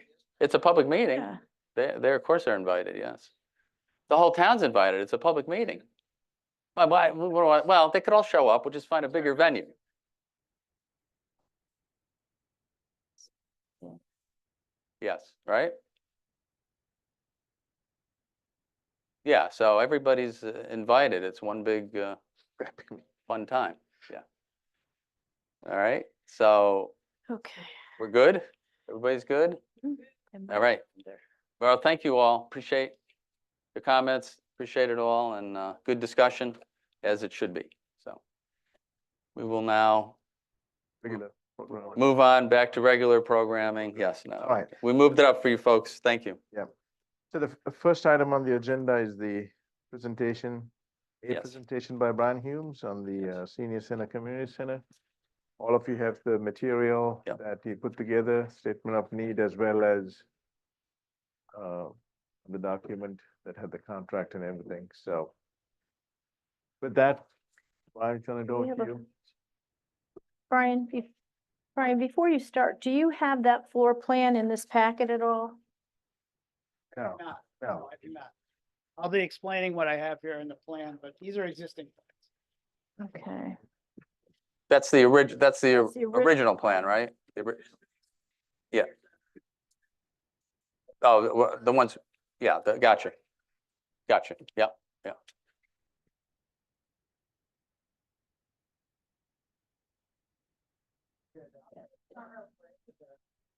Mhm. Oh, come on, Jen. Wow. I've got her trust. Hello, Mr. Mayor and How are you? the council. How's it going? Good. I'm Brian Humes, Jakunski Humes Architects, 15 Mysterio Drive, Berlin. Yes, sir. And I was with you, I think it was December, when we were contracted to initiate services to develop a space needs assessment for a Berlin Community and Senior Center. We told you then it was going to be about a 4-month process, and we completed that starting in January, and we were completed in April. The process, though, I don't think was rushed. I don't think we were working to a deadline. I think we were working toward conclusion that reached a consensus from the subcommittee and also reached a consensus of their committees, Park and Recreation, and also the Commission for the Aging. 52,805 gross square feet on a minimal buildable area of 4.5 acres. How's that for just ripping the Band-Aid off? Just getting right to the topic. What's the acreage? 4.5 acres? 4.5 acres minimum buildable area. They gross square footage of 52,805 square feet. That's the conclusion after 4 months of working. And I know you've told me to keep it brief, but I can't keep it that brief. No. I'm going to have to go through a little bit of the process, a little bit of the understanding of how we concluded that. But obviously, I don't have the time and you don't have the patience to go through everything that we did for 4 months. I would like to reiterate what Donna Bove said. And while she was thanking me, I was really meaning to thank the subcommittee for all of their effort. You assigned a subcommittee of Jenna Choa, the Director of Community Recreation and Park Services, Tina Doyle, the Director of the Senior Center, Debbie Dennis, the Superintendent of Recreation, Donna Bove, representing Parks and Recreation Commission, and Barbara Gombatz, the Commission for the Aging. Some of those members are in attendance tonight here or either here or on Zoom. This document couldn't not have been accomplished without their input, without their passion, and without giving of their time to meet with me and discuss these items in great depth. At first, I think it was an exercise just to get to understand why we were here and what we were doing. But I tried to reiterate to the committee that what we're here to do is create their document. Space needs assessment is an identifying document that determines what the needs would be if Berlin was to go forth with a new facility. And in that, they have to weigh in on what the needs are and what the wants were, and really try to drive home the fact of this is their document. They need to stand behind this document as much as I do. They need to present it and feel confident going forward with this solution as much as I do. And I think over the 4 months, we've reached that consensus with the subcommittee, but also we have made presentations to the full committee of the Parks and Recreation and the full committee of the Commission for the Aging. And what Donna had said earlier is we have come out of all those subcommittee, Parks and Recreation Commission, and the Commission for the Aging, the unanimous vote to support the document that they've put together. The process that we went through to determine size and needs of a proposed community senior center was asking the subcommittee what they were feeling was the needs of the facility, describe the facility's programmatic functional requirements, describe what they wanted to do within those spaces. But I never asked them, how big do they need to make it? Or how small do they need to make it? They described the spaces. I, with my experience in doing these types of facilities throughout Connecticut, I put the square footage on the stated need. So the 52,805 gross square feet is my affirmation that based on what I was told the needs were, I feel confident that the facility could be constructed at 52,000 square feet and meet the needs that as described. So when you're reading the document and you're seeing the descriptions of the spaces, those were coming from the subcommittee. If you're looking at the square footage that's defined for each space, those are mine and mine alone. I also reiterated to the subcommittee that I don't like documents that sit on a shelf. For this document to be real, this document has to be a living document. It's not a document that's designed just to sit stagnant. It's a document that describes something that more activity has to now take place because of this document. With every programming function for any municipal building that we're doing, this is where the process starts, but obviously this is not where the process ends. In order to move forward with anything, the space needs assessment is the document that is the overriding decision-making going forward. What the subcommittee is telling you and has told me, if a floor plan is drawn, these are the components that should be within the building, in their opinion. I've put the square footage on to say I believe we can do it in 52,000 square feet. We understood early on in the process there was a desire to reduce the overall square footage of the earlier proposal for a community senior center. While this document does reduce the square footage from an earlier proposal, which is in excess of 70,000 square feet, and now brings it down to 52,000 square feet, the main goal of going through this exercise was still to provide for the needs. The plans that I have brought with me is where I had to understand where the starting point was in the conversation for the community center and the senior center. What I have developed was just the existing floor plan for the community center. This is the space that's existing in the lower level of the Berlin Peck Library. This square footage is 20,056 square feet of space, and it was constructed in the year 2000. I also developed the existing space, which is currently being utilized by the Berlin Senior Center at 33 Colonial Drive.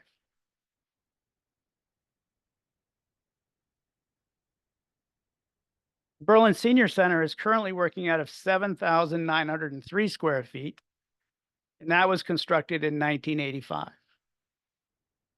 So combining those two facilities, the town of Berlin is supporting the needs of the community center and the senior center at about 28,000 square feet, just for reference. 28,000 is being increased, proposed at 52,805. As you can see, this is not a lateral move. This is not just taking facilities from one location and moving it to another location. Things are changing as far as size, but functions and program is what we were concentrating on. It is a careful consideration of space to serve all of the staff and all of the residents, potentially non-residents, regardless of age. So while we talk about a community center and we talk about a senior center, this is a community center, senior center for all ages, all residents. This describes the functions of the rooms. But what this doesn't go on to say is what the town and what the subcommittee would like to provide for. What they'd like to provide for is public information, staff needs, storage needs, food preparation, congregate meals, cooking classes, cooking demonstrations, card games, board games, billiards, mahjong, knitting, Swedish weavers, local for nonprofit groups such as taxpayers associations and condo associations, local nonprofit groups such as Boy Scouts, Girl Scouts, town groups such as the Board of Ed does preschool screenings, youth soccer, police training, Santa's workshops, disaster recovery, ping pong, air hockey, puzzles, mental health counseling, medical exams, foot care, dental cleanings, manicures, yoga, dance, aerobics, physical fitness. What I just described is what they're doing in 28,000 square feet currently. Those programs are being offered. They just are, they being the subcommittee, are wanting to do it in a more efficient way, more functional way, and providing multiple options of doing things at multiple times. A lot of times they're limited on when they can provide these services just for available space. Some new things they would like to add to that list, such as pickleball, the ever popular pickleball, basketball, volleyball, swimming lessons, water therapy, competition swimming events and diving, and recreational swimming. Those are not being able to be offered currently in the town of Berlin. I grew up participating in some of those sports when Berlin did have the opportunity to have a gym, and they did have after-school programs in a gym. And I remember participating in those. So some of the things that they're asking for are things that Berlin once had. KGS you're talking about? KGS. Was in the basement of KGS. I was there. I know. Basketball. I'm with you. Yeah. Yeah. So those programs were here at one time, and they're not. Opportunities such as that are now included in the 52,000 square feet. So when you think about what they're doing in the space that they have, they're doing incredibly well. They feel that there's more opportunities out there for the town.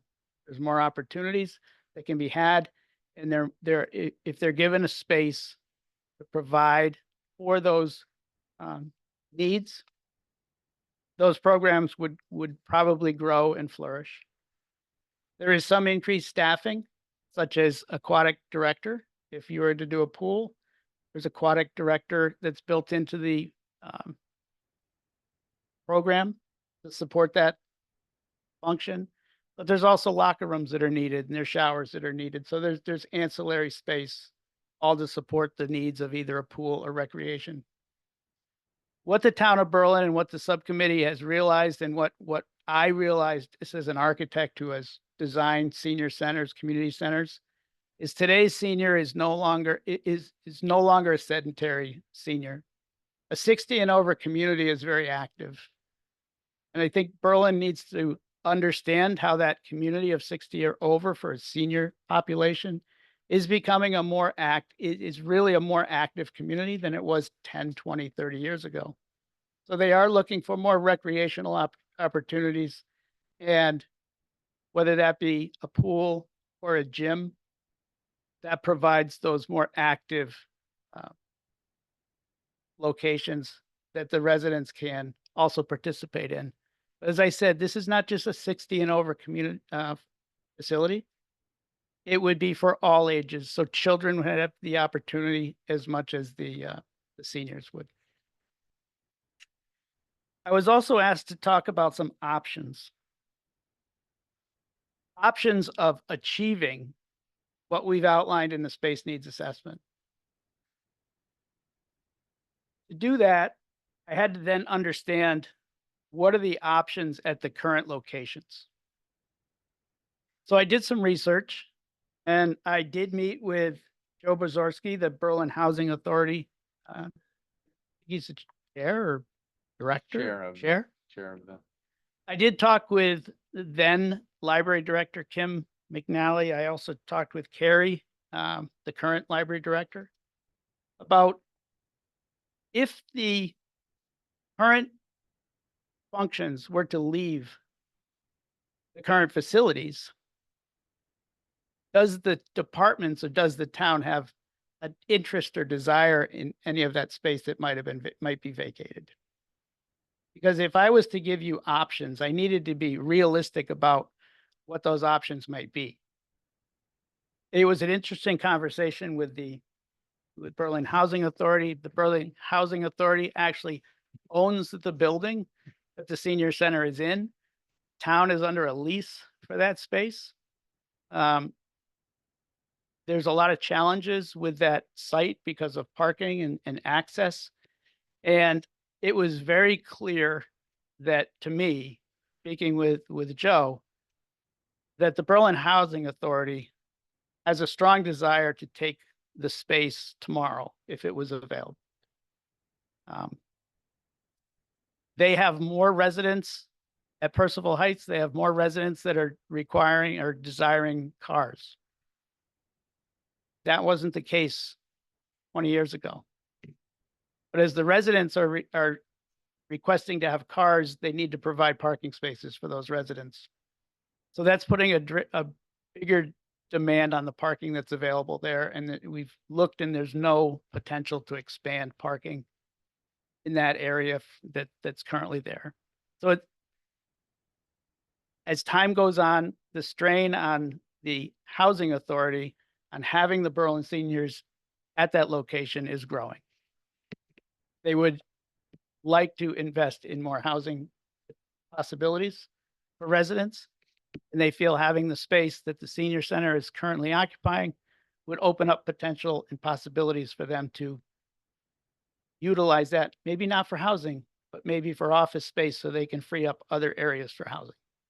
So there is a strong demand that building be reverted back to or space given back to the housing authority. So I just wanted to bring that up because that plays into what you have for options.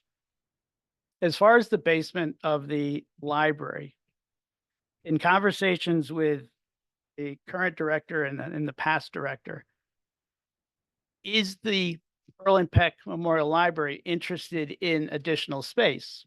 It's just a simple question.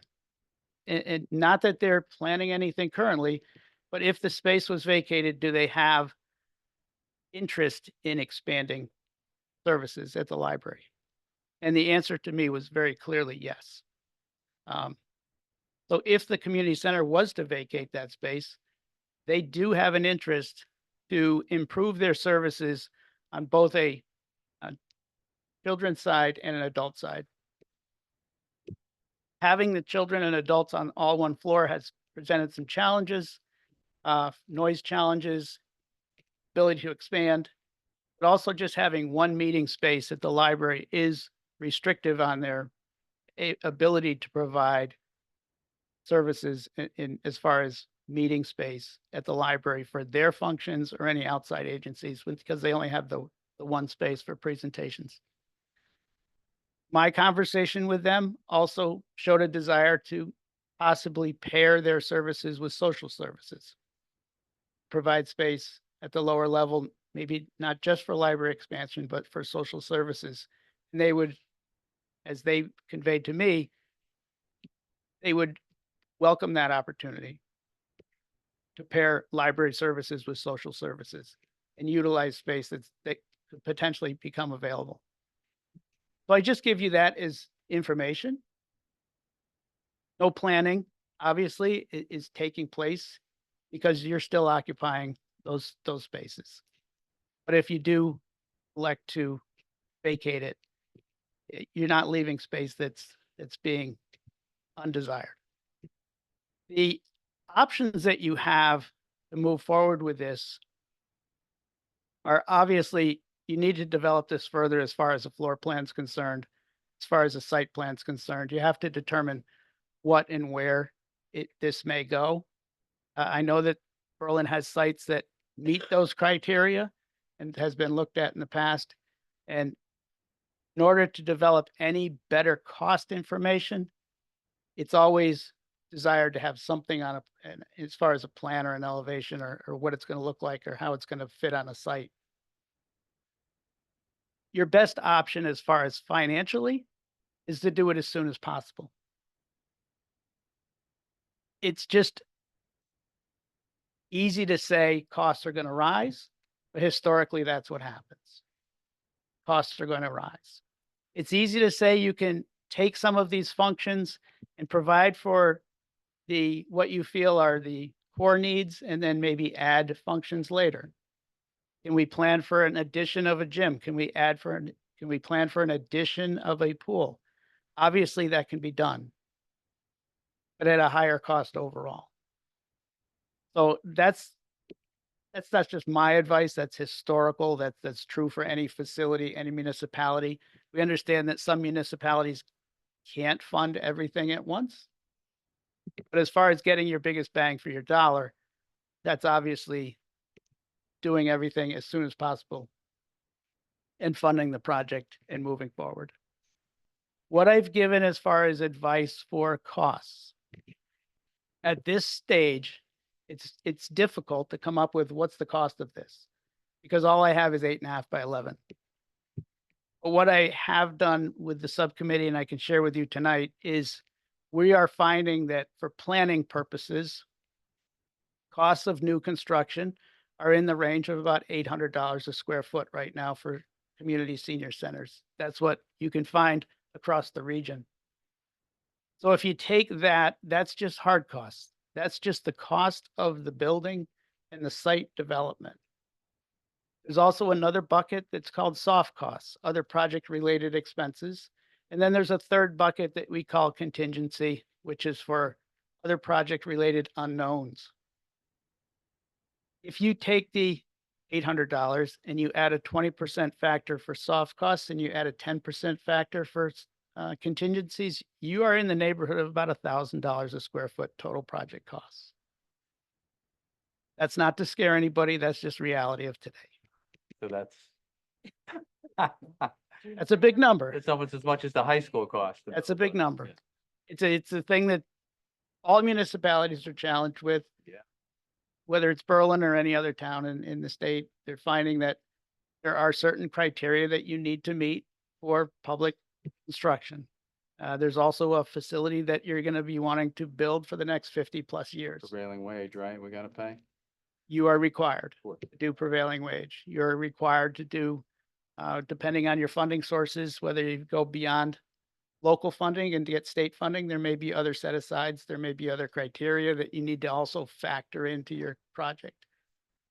But those are general overriding, guiding numbers for planning purposes. If we were able to hone this down to a plan on a site with more specifics, those numbers obviously can get more refined. But we've been asked only to bring it to this level. But I just hope that what we're providing you is what you had asked for, and it's done in a way that you're satisfied with the end result. So you notice I didn't go through room by room by room by room. I think it's easy to go through it, see what those rooms are. Yeah. If you have any of the questions, I did.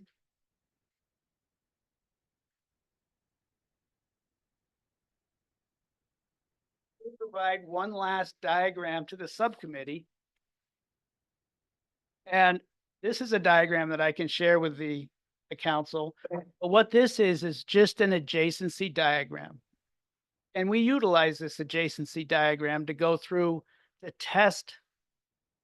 We have too many spaces, or do we have not enough spaces? This shows how the space needs assessment asks for adjacencies, such as the vestibule needs to be adjacent to the lobby and the lobby needs to be adjacent to the administrative offices. This just shows how this document plays out in a two-dimensional form, but this is not a floor plan. It does give you these boxes in relative scale though. So you can see the larger boxes. This is the gym. This is the community pool.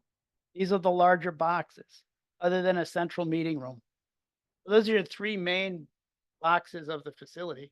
And then all of the other small boxes are other meeting spaces, game rooms, adjacencies, locker rooms, all wanting to be adjacent to each. So this may have some value just to see how this document can start to morph into plan. So that's also what was produced. I think that the subcommittee found it helpful because they were using that and writing on it and testing all of the programs that I just talked about. Where would they take place? How would they take place? What hours would they take place? Is it a Monday through Friday event? Such as congregate meals happens regularly, but other meetings don't. So do we have enough spaces to accommodate all that list that I gave you earlier? And that was done, it was tested, and I think they concluded that this does represent the need of a facility going forward. Questions? Ready for questions? Hi, Donna. Working on this and all the committees and people that had their input. This is a huge, huge undertaking. I thank you for the information. I know that it's way too early to really know for sure what the numbers look like. Okay, so I'm not gonna get into the square footage thing. But I am gonna ask you, what would an approximate cost be to maintain a facility like this on an annual basis in terms of lighting, heat, water for the I mean, there's gotta be an average that you can come up with as an approximate. If we were to do all the things that we would like to do here, how much would a building like this cost to run on an annual basis? And the best advice I can do is reach out to those facilities that have been recently completed and get some comparables on those facilities. One thing to build, okay? And they Need to will come, maintain. but you've gotta maintain it. And you've gotta run the business. The operating costs, also with new construction, we are having to construct new energy codes. So the energy codes, while it adds some costs to the construction, you are building facilities today that are much more energy efficient than the buildings that you're trying to maintain now. So it's not just taking current costs and inflating them over a 50,000 square foot facility. But to find another community that has built one of similar size, Costing them to run something like that. you can get their utility costs, they can get your energy costs for those facilities. We can get a copy of that emailed to us or something, that would be wonderful too. I can send you all the three that I showed you, the two plans that are existing facilities, then how it translates into this adjacency diagram. Charlie? All the buildings that we've been showing over the last couple of years, thinking about this project, are all standard structural steel and masonry buildings. Is there any possibility of a substantial savings going to a pre-engineered steel building or an inflatable building? Like somebody recently built a private gym with basketball courts in town with a pre-engineered steel building. I don't think he spent anywhere near the kind of money we're talking about. And maybe not for the whole building, but like the major spaces you talked about, the pool and the gym. We do have codes, we do have standards, we do have energy conservation. So all of those requirements still have to be met, whether it's a pre-engineered metal building or a structural steel frame building, or still have to meet U values and R values. And so those are what's driving a lot of the cost. You can investigate though, different components for some different areas of the building. And that's how developing a floor plan would only aid in developing better costs. Because what I gave you for cost was typical municipal construction, structural steel frame, probably has some masonry on the exterior. It's a 50-year plus building. And you want to build it for that longevity. I appreciate all the hard work you did, and this is the farthest we've ever gotten in the most logical scenario I've heard in all these years, so thank you. Welcome. Just one general question. For a facility like that, what would the time frame be to construct something like this? 18 months. Thank you. If we started today, That's just the construction of it. yes. There's probably another 6 to 8 months of Yeah. planning and development of documents 2 years. in addition to that 18 months. So It'll be, if you said go today, it's 2 years. Yeah. So that would Did- have to factor into the cost of. Anything, Kate? Because your cost. Questions? No, you're good. Peter, anything while we're on this? No, not right now. Okay, yeah, I mean, we got to Thanks. digest some of this. Did you take into account, looking at our current facilities, just, and maybe you didn't, maybe it was outside the scope of this, but the community center and the senior center usage now, what kind of usage it gets, and are we overcrowded, or are we underutilized, or how many folks use it on a yearly basis? I mean, I've heard some of those figures. I don't know if you looked at that, but Senior center's on life support right now. as far as no one going there? No, as Oh. far as it's just the opposite. Well, I mean, that's interesting, but that's not what the figures seem to play out, at least the figures I've heard, but, you know, I don't know. I'm just bringing this up because you know, we went through this a couple years ago when we did some improvements to the senior center. We built a new kitchen. And from what I understand, it's not even utilized now. They order out the meals for the folks that are going there. So it appears to me the events I've attended there over the last 9 years, it's kind of underutilized. In fact, I think by looking at some of their literature, even some of the trips they used to do, I don't know if they have as many. Maybe they do. It doesn't appear to me that they do, but, and I know that's not, and so you didn't get into that whole part of it, but That wasn't part Yeah. of my. yeah, scope. right. That's what I thought. Yeah, okay, that's I fine. did go and visit these facilities. Yeah, And see what they're doing in the space that they have. right. It's Right. it's pretty incredible. Yeah, no, they're doing a lot, and the community center, I don't really know, maybe Jen, you know better how those rooms, you know, packed. Yeah, and other days we're not. Yeah, sorry. Yeah, sorry on the mic, yeah.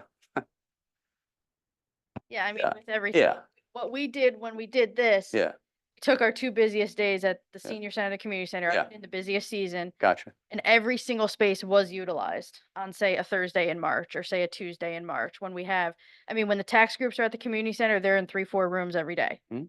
Sure. So it's, I mean, Fridays, look, they're slower. Come to town hall. It's slower. People are, Yeah.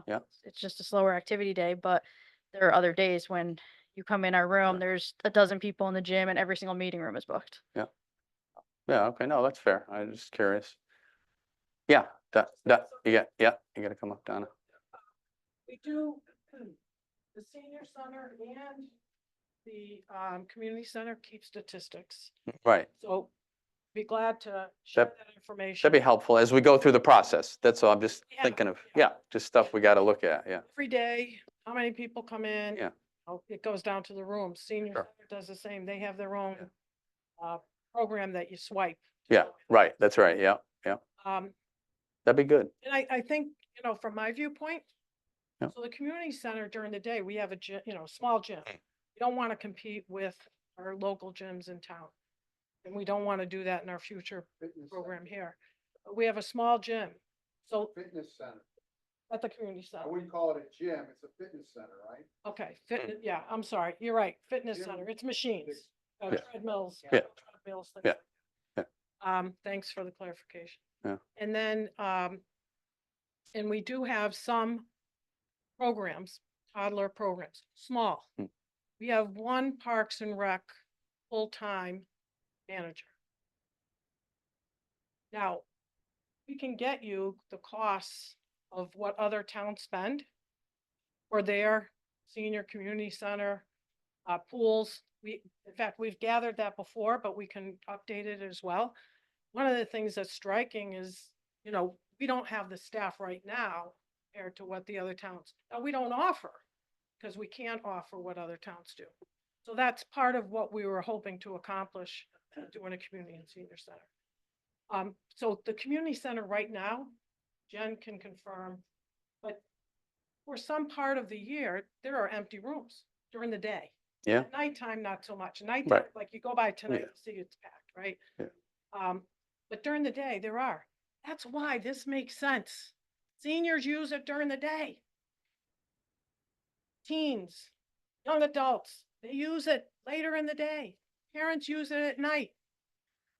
That's what makes sense about doing a senior and community center in one facility if we can. And if it's the right thing for the residents, they have to vote. You don't vote, you don't get anything. So that's the bottom line. So, So but, there's some, I'll say some inefficiencies, and again, yes, just without talking to Jen, so. right. Yeah. Don't say that. There might be some days that those rooms during the day. Yeah. Really may be empty. I suspect they are, but, so, we had that whole study when we visited various towns. And we do have a lot of information in that, which we will also use. Budget. You could update it, yeah. I mean, I seem to remember the carrying cost with you're talking couple $2 million maybe a year. That's going back a couple years now. Know of a town that has a similar facility? that Yes, was recently We've looked built? at it. We've looked at it. Newtown was the newest one. Newtown? And we've been there. Okay. They've been there, the committee. We had a separate committee before. Yep, Right. no, I remember Yeah. you had We said. have their budgets. Yeah. We can update it. Yeah. Rocky Hill, just for purposes, you look at the state of Connecticut, Rocky Hill assessments, how many citizens we have, what's the percentage of seniors, what's the student population, blah, Mhm. blah, blah. It breaks it down on one page. And you can pull up Berlin, pull up Mm. Rocky Hill. I did that because we visited Rocky Hill. They put in a senior center, community and senior center addition to their town hall. Yeah. No pool. No pool, They have yeah. an indoor pool at the Right. school. Right. And they had a gym at their town hall already. Small. But anyway, when you, Many times, It's a small addition. Yeah. play basketball. it was definitely a smaller Yeah. addition. Yeah. But it works for them. Yeah. right? Well, I guess, they have a pool at the high school, right? They have a pool at the high Why school. we didn't build a pool at the high school when we built the brand new high school or built as new, I'll never know, but Well, yeah, was cut but out. we didn't. Yeah, It was cut out. yeah. That's well, what happened. So, That's what happens, yeah. That's why we're here now talking about a pool, yeah. right, no, I Yeah, totally, our forefathers didn't think about that then, yeah.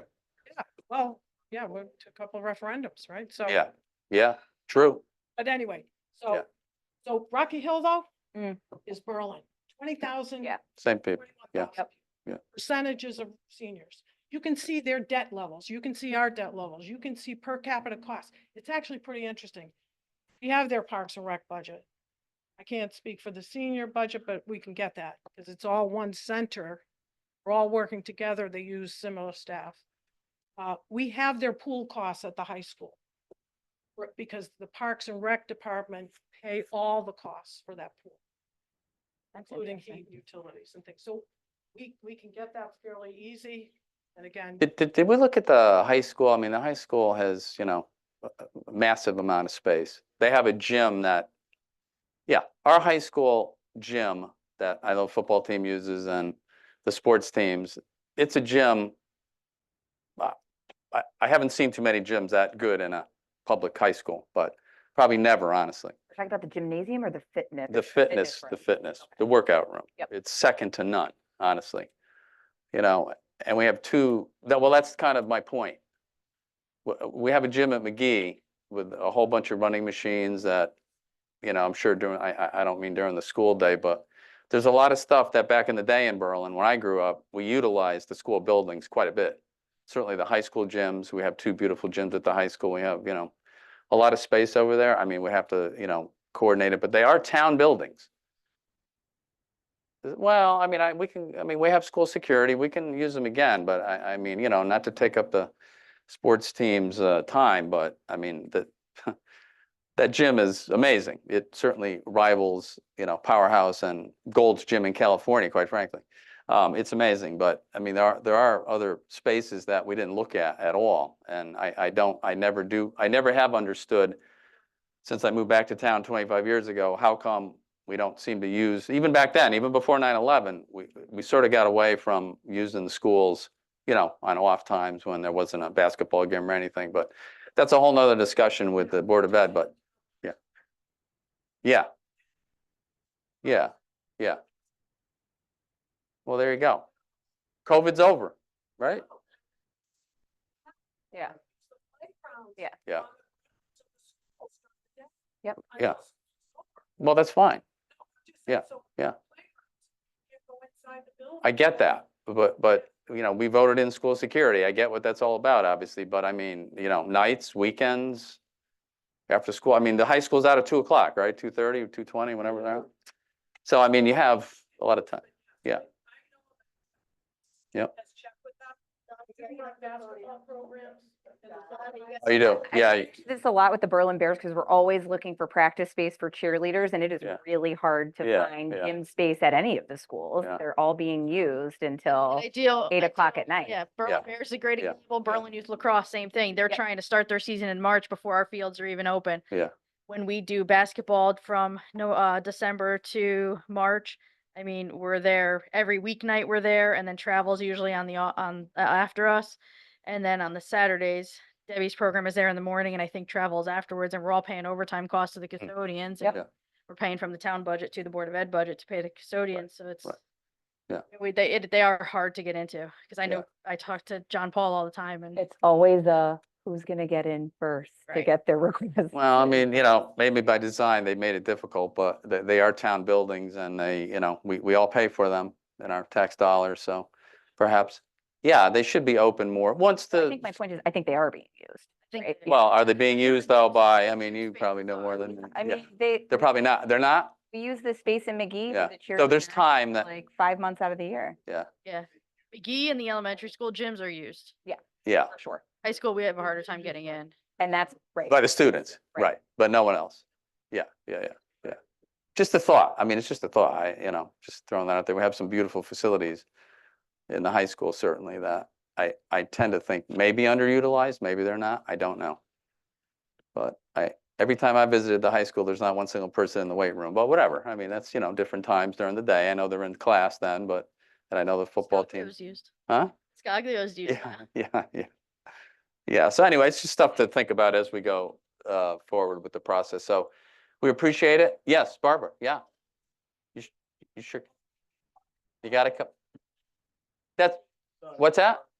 Yes. Yeah. Yes, please tell me, enlighten me. Because we're not.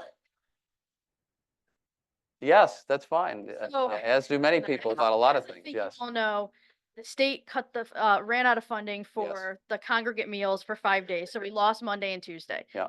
We had like 3 days notice, so Right. Tina and Sammy started calling restaurants, put together a plan Right. that we would now for the- utilize town restaurants Right. Mondays and Tuesdays. The businesses are loving it. Seniors are loving it. Numbers on Monday and Tuesday are so much more than Wednesday, Thursday, Friday when we have I forget the new name, congregate meal from the state. They changed their name and I don't want to Okay. say it wrong. Yeah. But we are still utilizing the kitchen Monday and Tuesday to prep the food that we are getting from Okay. the restaurants, and then Wednesday, Thursday, Friday. Yeah. Formerly CW Resources, I don't know their new company name, is still coming in and prepping meals for those days. And in September, Mhm. CW Resources will be back to 5 days. Okay, so we got a program that the seniors love using the restaurants, Yes, and we're gonna end it. without funding, yeah. I mean, if we can make the funding happen, then yes. That doesn't make any sense to me, though. I get funding, but, if the seniors are liking it, why don't we keep doing it? I mean, just a point of interest. Funding? Yeah, Money. Well, because what she's using. have you now asked, is it in your budget for that? Have you asked us about that ever? No, because when this cut happened, our Yeah. budgets were already submitted for next year. But even going back a We couple know of we years. have it until Yeah. September. We know Okay. we found funding. We've gotten very generous donations, both from companies in town as well as individuals, and the hope is to keep it going as long as possible. But Yeah. we do know in September, we will have the funding back to do CW Resources 5 days a week if need be. And but it wasn't as well attended, right? Is that No, what you're telling me? no, numbers are higher. So why would we go, I get the funding, but I understand it costs money, but if it's something the seniors, we're worried about taking care of our seniors, I'm one too. And I would like to get restaurant food, I'm sorry, no disrespect to preparing it in the kitchen, but it'd be great to get different restaurants every week going to the senior center, as you have been doing for a couple days, I guess, right? A week you do it? It's also a lot of admin work on our 2 full-time employees at the senior center, because it's calling the restaurants every week, Yeah, organizing what they're gonna get, because they're taking family style meals, which may not even Yeah. be on their menu, and Gotcha. they're creating these for the senior Gotcha. center. Then our senior center director or assistant director are going out, getting these meals, figuring out, how they're paying for this week, bringing Right. it back, then distributing it, taking a family meal and turning it into 10 different meals. So but the numbers are up with, on administration. with the restaurant meals, the numbers are up though. Yes. So can I ask you, we must be paying CW Resources something for them, for their food? It's a suggested donation by the seniors of $3. So if it's a suggested $3 donation, but no one is turned away and the donation is anonymous, you don't have to. Okay, It's and the restaurant. how much is the restaurant? I thought Tina had said that it was a $5. pretty good price. So there's a $2 discrepancy per meal. Right, They pay 5 yeah. for the and restaurant. Sometimes Tina is covering the extra cost, yeah. Okay, Yeah. gotcha. Yeah. I mean, when I hear programs that are working and we're bringing more folks to the senior center, and yet we're gonna end it, that makes no sense to me, but. Yeah. And I know it's a funding question, but it doesn't sound like an overwhelming funding question that we couldn't solve. That's just the stuff that So drives when me a we little found nuts, out but, that this yeah. happened, Yeah, you got the compassion of the residents, like, oh Yep. my gosh, our seniors aren't gonna have lunches from Mondays or Tuesdays, because Yeah. some people really do rely on these. yeah, sure, absolutely, So I yeah, think we the want to keep abundance that. of donations that came in the beginning Yeah. were like, oh, we have to Yeah. do this to support our seniors. Yeah, sure, I don't know that those donations will continue on for years and years to Yeah. support 5 days versus 2 days. yeah, gotcha. All right, I mean, it's something to look at, Isn't it? Yes? You probably You got gotta to, come up here. you probably got to come up. It's- Next year, but if you have a problem, you come up with, like, you lost funding on a program, there's no reason why you can't come to the Board of Finance and the town council and say, hey, we lost funding for this program, this is how much we need, and we can go forward from there. So put something together and get it at the next Board of Finance meeting. Okay, I'll talk to Tina. Yeah, I mean, that's the type of stuff. I know she was taken aback when this happened because she reached out to my office and I think they gave her no notice at all. We It was like found 2 out- days from now, you're not found out getting on any more. Thursday, we're not getting lunch Yeah, on Monday. Yeah, it was ridiculous. I don't know. Yeah, we got to Like I move. We said, do you have to throw move. that out on It's Facebook like and 10 have after that 9, oh my inundated with God. donations. Does. So we get out of here. We're not, Okay. oh yeah, maybe we should. Okay. Yes, We should keep moving. yes. Fine with Nine. that. One last point. You get the floor one last time, Barbara. Only because we're short on time. Yeah. Yeah, I listen, I'm with you. I get it. No, of course not. We don't want it to go. We want to make it better. I don't want to cook now, so I get it. I'll go there and start eating soon. Kind of like sports at McGee.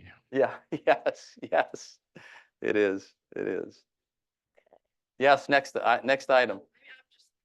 You're ready. We're ready. So thank you for all the work. We'll digest this. We'll come up with a plan. The council's got to look at it. Yes, appreciate that. Yeah. I'm sure we'll. Oh, yeah, we'll I'm get sure we that will. Information that we're looking for. Yeah.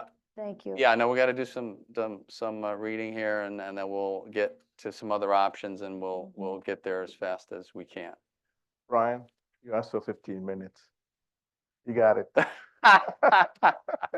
Great. presentation. Nothing's ever Thank you. 15 minutes, right? And All right, moving along. We've Second ever had, item. right? I don't think so. We ready Okay, to that's move on to this, the next item? Yes, please. This is a proposal again from Parks and Rec on Yep. creating a video showing the Berlin Community Center and the Senior Center. I'll have Jen give an overview. So we were approached by Karen and some residents at our Park and Rec Commission meeting, as well as our Commission for the Aging meeting. We wanted to make sure that both commissions were approving of this before it came to council. Yep. Karen has a proposal that she would like to talk about showcasing the resources that we have at the community center and senior center. I'm gonna let her walk through it. I just want you to know that the commission for the aging and the Parks and Rec Commission have both met with her and are both fully in support of this. Okay. Sure. Hello. So I'm Karen Humes, I live at 3 Watch Hill. Yeah. So a few residents and I came together and we just said, there are a lot of people in town that aren't aware of the resources that we have available in terms of what we have at the community center, what we have at the senior center, and how do we get the information out there? We all go on Berlin Buzz, Berlin Talks, Mom's Facebook. We kind of see what people talk about. And, sometimes there's not a lot of fact behind it. Sometimes, maybe a lot of times, but that's okay. Yeah, we're good. Really, what's kind of inspired this too is like Chris Edge is doing great things with It's All in Berlin. He's doing those videos and he's getting people to really chat about what's existing in town. Yeah. So we were thinking, how do you engage with all residents and make people aware of our physical space? Yeah. In working with the Berlin High School and working with Park and Rec and working with the senior center, having a collaborative effort to go and create quick video footage, basically 4 or 5 minutes long of what exists, when was it developed, what are the services, what does a physical space look like, really get that information out there so that you can be in your living room and you can take a look and see, oh, wow, there is, a weight area in the community center, or this is what's available at the senior center. Kind of being able also to have inner, generational conversations. Like, I'd love to be able to show my grandfather, hey, this is what's available at the senior center, you Yeah. should really go and check it out. Yeah. We're just thinking about how do you get the information out there? Have it on Facebook, have it on the town website, and like looking at the high school, they make these great videos. I've been talking with the high school. They made one for Kensington Nursery School. It's awesome. It's on their website. It's very professional. It'd be a free resource for the town that people could check it out. In conjunction with that, also having like an open house for both facilities. Just so people again can know what's available, because are things underutilized because people don't know they exist? Or, in looking at these proposals, if people knew what we currently have versus what are we looking to get, could we have more informed conversations? So that's really the proposal there, is just to inform without saying what we have is good, bad. It's just really factual in terms of here's a walkthrough of the space. And that was really our thought, is just to make people more informed without any sort of like push again about. Why now all of a sudden? We've had these facilities for years. How come right at this juncture, all of a sudden we want to put that on? I'm just curious, what started that? I'll give you a history for myself at least. So I was a former educator. I'm a stay-at-home mom. I have some extra time on it. Okay. So you guys have been seeing me, Parks and Rec, Donna and yeah, everybody yeah. has kind of been like, where's this lady coming from? Astros, I need dusting, vacuuming. I have Simsbury Public Schools, I'm Yeah. a special ed supervisor. Okay, there you go. Ran Eastbury building, like Yeah. in terms of looking what we have in town Yeah. compared to other facilities. Yeah. I get around a lot. I go to Cromwell Public Library, look at Yeah. their services. Yeah. I look at our services. I want to put a shout out to our library. Yeah. They did a survey and asked residents what we wanted there. Right. They've stepped up their game the last year in Yeah. terms of what they're offering Yeah, they're for doing kids. great. And I've noticed that for my daughter.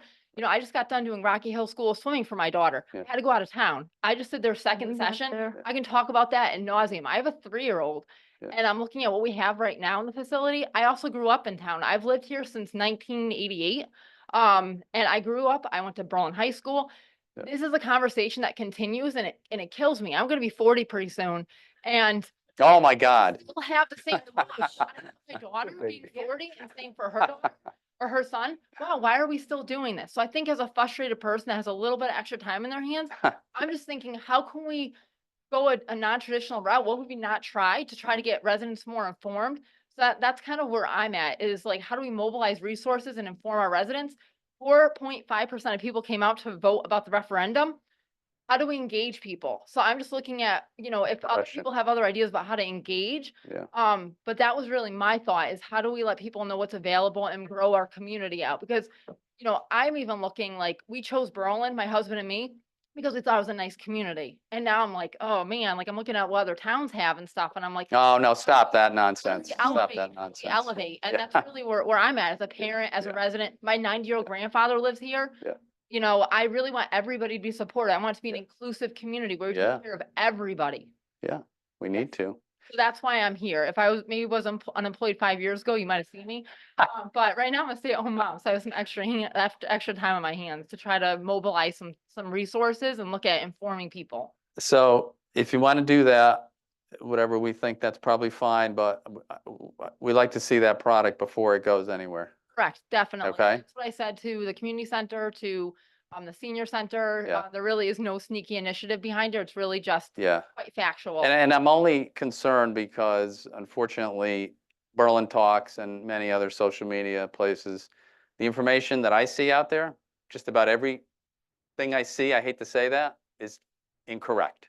And then not from the town, but I'm saying just in general, the information, I wish folks would come to a town meeting and get the facts, but many times they do come and get the facts, and then they go to Berlin Talks and completely misread the facts. That happens time, and especially with the budget, of course, and many other things that happen in town. So I'm just concerned with that. We have to make sure what's going out, especially if it's going to be on a town website, right? I mean, that's what would be. Yeah, Donna. Certainly. Yeah. That was my question. I know you mentioned the Time website, and are you planning on putting this stuff out on social media? I mean, I would like to, if it's approved by everyone. Well, I would say that. I'd rather we make it for the Council- town website and put it out there rather than Make social sure that media? You get whatever signatures and releases for, you know, the Yes. seniors. Well, and legally. posters that you're, you know, taking pictures of and stuff like that too. Let's make sure that we're doing this properly. And, Yeah, if we yeah, wanted to just yeah. do the town website, and yes, we have a draft for, Photo permission. I releases. was gonna email my friend, Mr. D'Onofrio. Yeah, I was gonna ask, His Yeah, just please make check sure with the you- town yeah. attorney before We're we, doing everything Let's by him. yeah, cover okay, yeah, ourselves yeah, on yeah. this, please. And we just wanna We see wouldn't that, post anything yeah. video until it was Yeah, reviewed by okay. everyone. Yep. I think it sounds really exciting. yeah, I think it's good.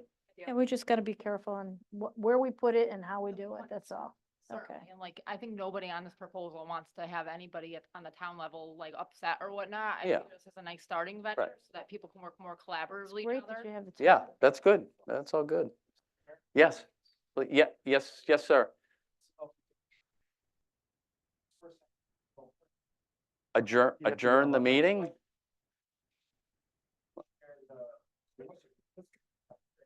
What? Yeah. Yeah, after it's on the town site, that's different, yeah, that's different, yeah. Yeah. Yeah. No. Yeah. It's public. No, once it's public, it's fine, but Information, we want to have kind of the right of first refusal to make sure Our attorney. what the message is, you know, I mean, not that we're saying, I know it's all gonna be positive, but Somebody's things kids turn out are positive, kids on start paper, positive and it's go like, negative, right? Got my kid on social media. Yeah, There's a motion. we would take a motion on this I to, would say. we have a motion here, Kate, we do, It is already there. yeah. So I would move to approve, but just, I don't know how we modify that, just to, you know, once it's completed, it would be run by the council for final approval after they're actually completed with it. Something like that at the end. Yep. Yeah, Yeah. before publication, yeah. And also reviewed by the attorney. Yes, by the town attorney. Yeah, what do you, Kate, you all right with that? Ah, she's good. Coming out of her ears. We always run by Kate. Got to run it by Kate. That's to move forward with the video proposal for the community center and senior center upon approval of the council. Sounds good. Yeah, she's, I just upon review and approval. yes, So, okay, that's good. Forward with making it, but not posting it publicly anywhere. Yes, just It make has to sure be we have to be. yeah, yeah, yeah. Yeah, that's fine. No, that's fine. Appreciate the effort. So that is the motion. We got the motion, second? I'll second it. Second. Quick. All those in favor? Aye. Opposed? Thank you very All right, much. so much. Thank you. So, Thank you. Very much. so you won't be bored now, so you got something to do. Be busy. That's good. Definitely keeps me busy, but like making a better impact on the world. That's great. Yeah, that's great. No, it's all good. Thank you so much. We appreciate that. Thank you. Agenda item Thank you. number 3. Yes. It's a bid waiver request for New England uniforms. This is from the PD. Since you have hired more officers and, of course, inflated pricing, the uniform price cost have gone over the $25,000 bid limit. And in anticipation of the purchases until the year end, asking for a bid waiver. Go ahead and purchase uniforms for the police officers who are here. I gotta wear something. Deputy Brugalop is here in case you have. No, probably not. It's probably a good thing. Yeah, yeah.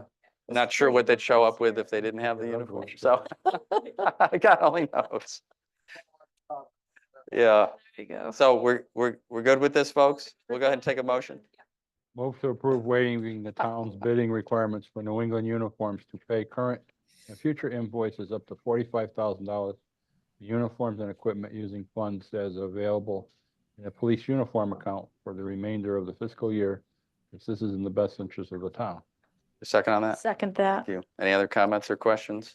Hearing none, all is in favor? Aye. Opposed? All right, so moved. We took care of agenda item number 4, the budget, so. Yep. Don't want to Yep. talk about it again. Sure, let's talk about it again. No. No. Agenda item number 5. Please not, yes. So 5, 6, and 7 have to do with requesting a bond ordinance. Mm, The yes. first one is for $2 million for Biscaglia Field back at Berlin High School, to replace bridges at Timberland Golf Course, and based on the recent storm damage, renovate bunkers at Timberland. So I have Kevin, and if there are any questions, Sal and Doug as well. And additionally, I'm sure. And Steve. Would. What are we doing? Kevin, I'll turn it over to you. Thanks, Roche. Good evening. In the interest of time, I was just going to do the overview of bonding as related to the capital plan, the budget, which will kind of encompass 5, 6, and 7, and then briefly touch on each one of them in a little bit of detail, and then allow you the opportunity to ask questions if you'd like. As a reminder, this is to call a public hearing to discuss whether the town is interested in bonding for these items. As we go through the budgeting process, we look at a variety of capital items and methods to fund. Bonding items typically are those items that are larger in size, longer term value, and makes more sense to issue a bond and pay that bond over an extended period of time, 10 years, 20 years, whatever it might be, to coincide with the length of the benefit of that item. The last time the town has issued any bonds was 2020. There was a concerted effort not to issue bonds so as to pay down the very high debt level for the town. And the town has succeeded considerably with that goal. At the end of this fiscal year, the town will have about $53 million of outstanding debt. That compares to about $107 million at the end of fiscal year 2017. So there's been a great deal of effort made to pay down the debt. However, at the same time, there are compelling needs for the community, and we can't keep deferring as we go.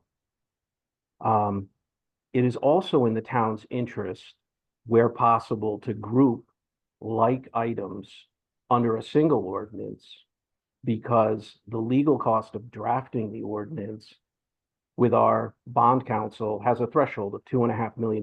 So up to $2.5 million for an ordinance will cost the same as it would if we did a $500,000 ordinance. So it is in the interest of the town to look not just at single projects, but also to span potentially multiple years, so that an ordinance might be drafted and then used for bond issuances over several consecutive years to avoid having to pay to draft an ordinance multiple times. And that's what we tried to accomplish here tonight. Specifically, the items that you're looking at, the first one talks about athletic facility improvements. There is an athletic facility improvements ordinance currently outstanding. It was used primarily for work at the restroom facilities at Sage Park and at the recently completed or nearly completed Percival Field renovations behind Town Hall. There's a little bit of money left on that, however, not enough to complete the other items.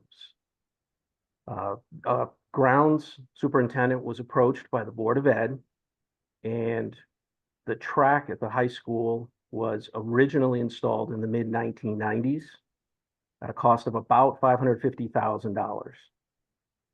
We're now at 30 years, and the track, having been resurfaced several times, is at a point where replacement is due.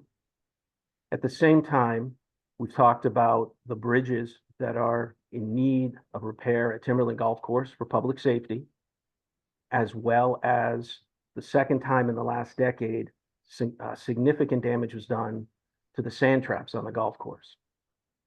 The Golf Commission, the golf director, and other interested parties have been evaluating if all the sand traps that are on the course should remain and whether this should be considered a major redo of what is currently in place there.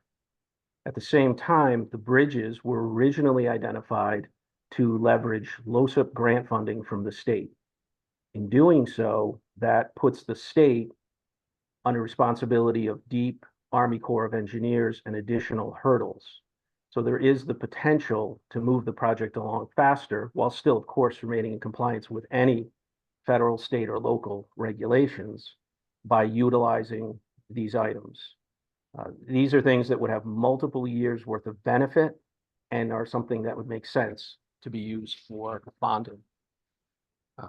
The second item was police radio system upgrades. You may recall last year, for those who were on the council, that there was a joint meeting with the council and Board of Finance, during which time the chief had commented about parts of the town where the radio reception did not work.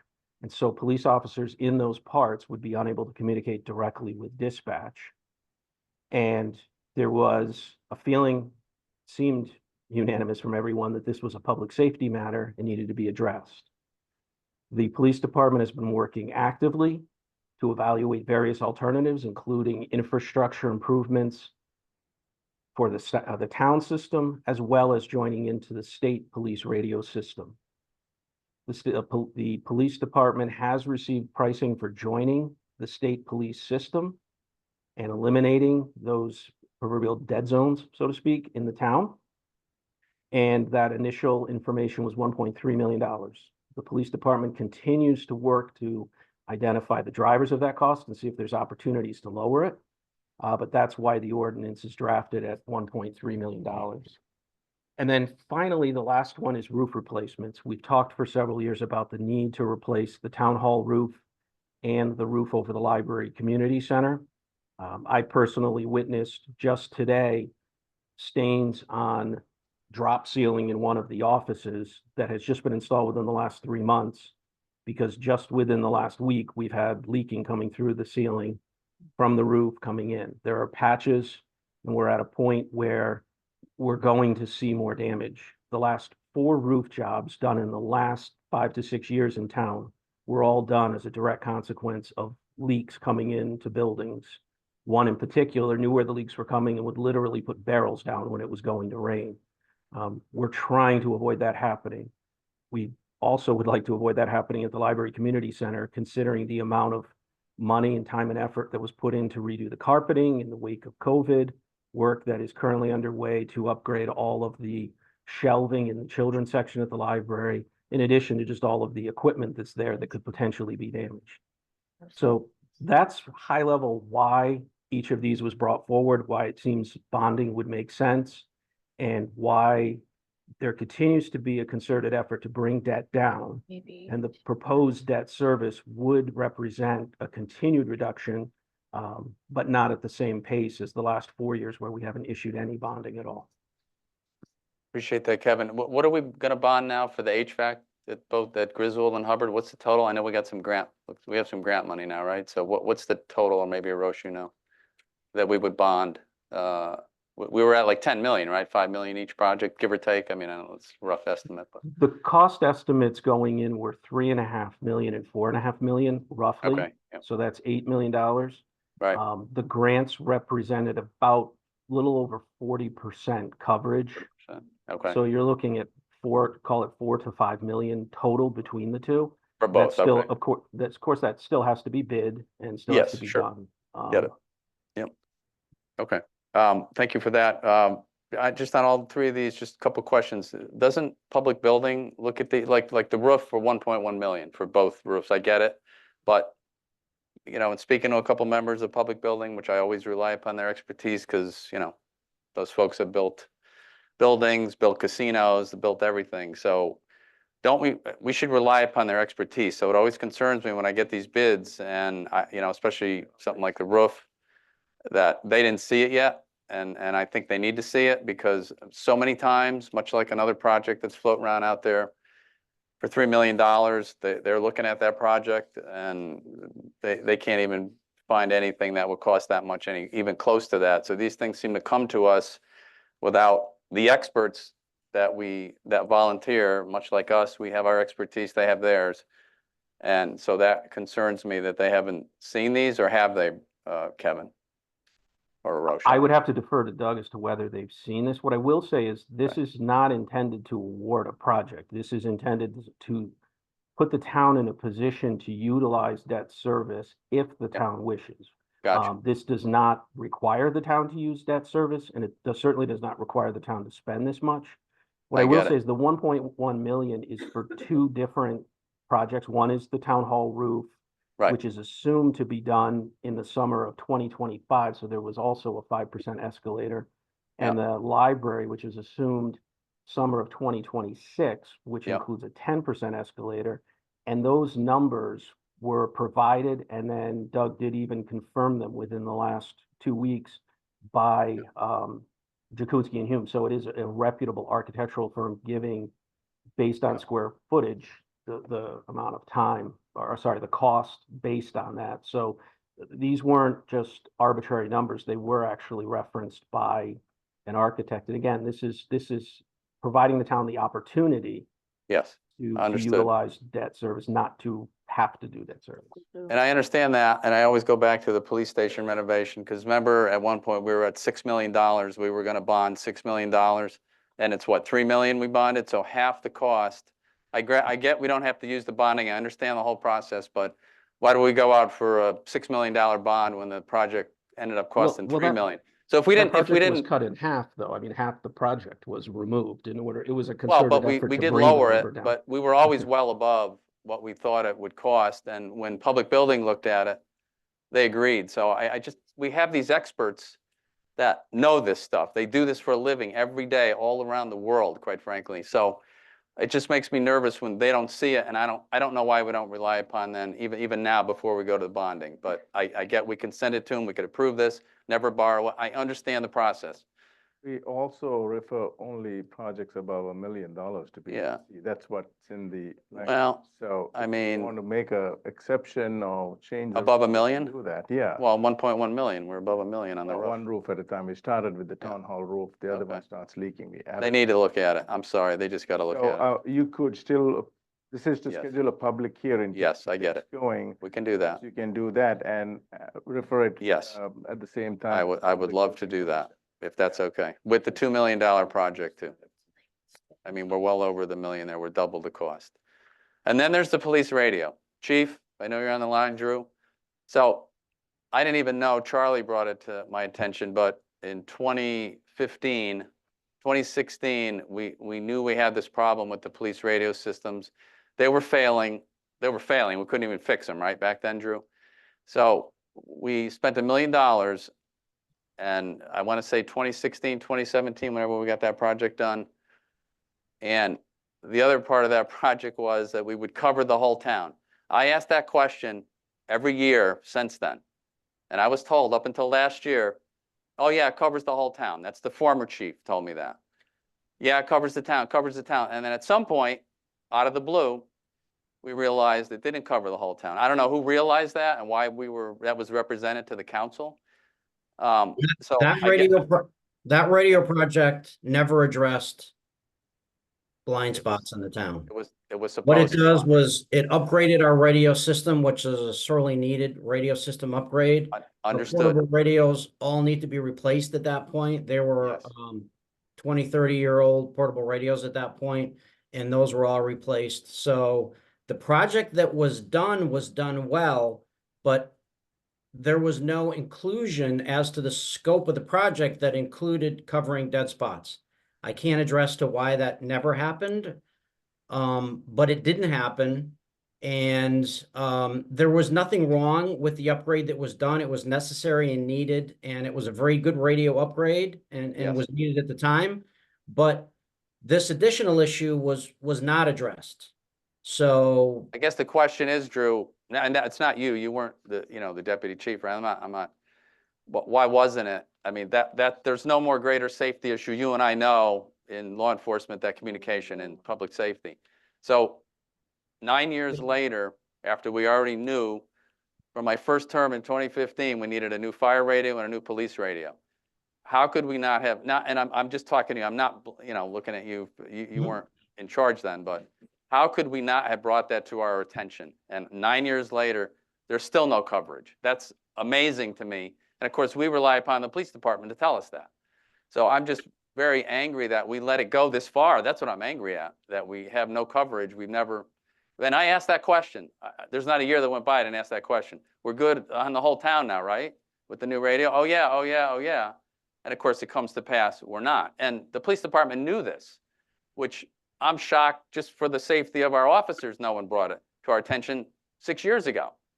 It's amazing to me. I don't even know how that would happen in law enforcement, but yeah, I guess it is. But I was told to fix it then. That's what's sticking in my craw. And not to mention Charlie, before I was ever on the council. Charlie was. Before the radio upgrade, there was $1 million antenna built. That's true too. And that was what, a year? Today's dollars would be $1.5 million.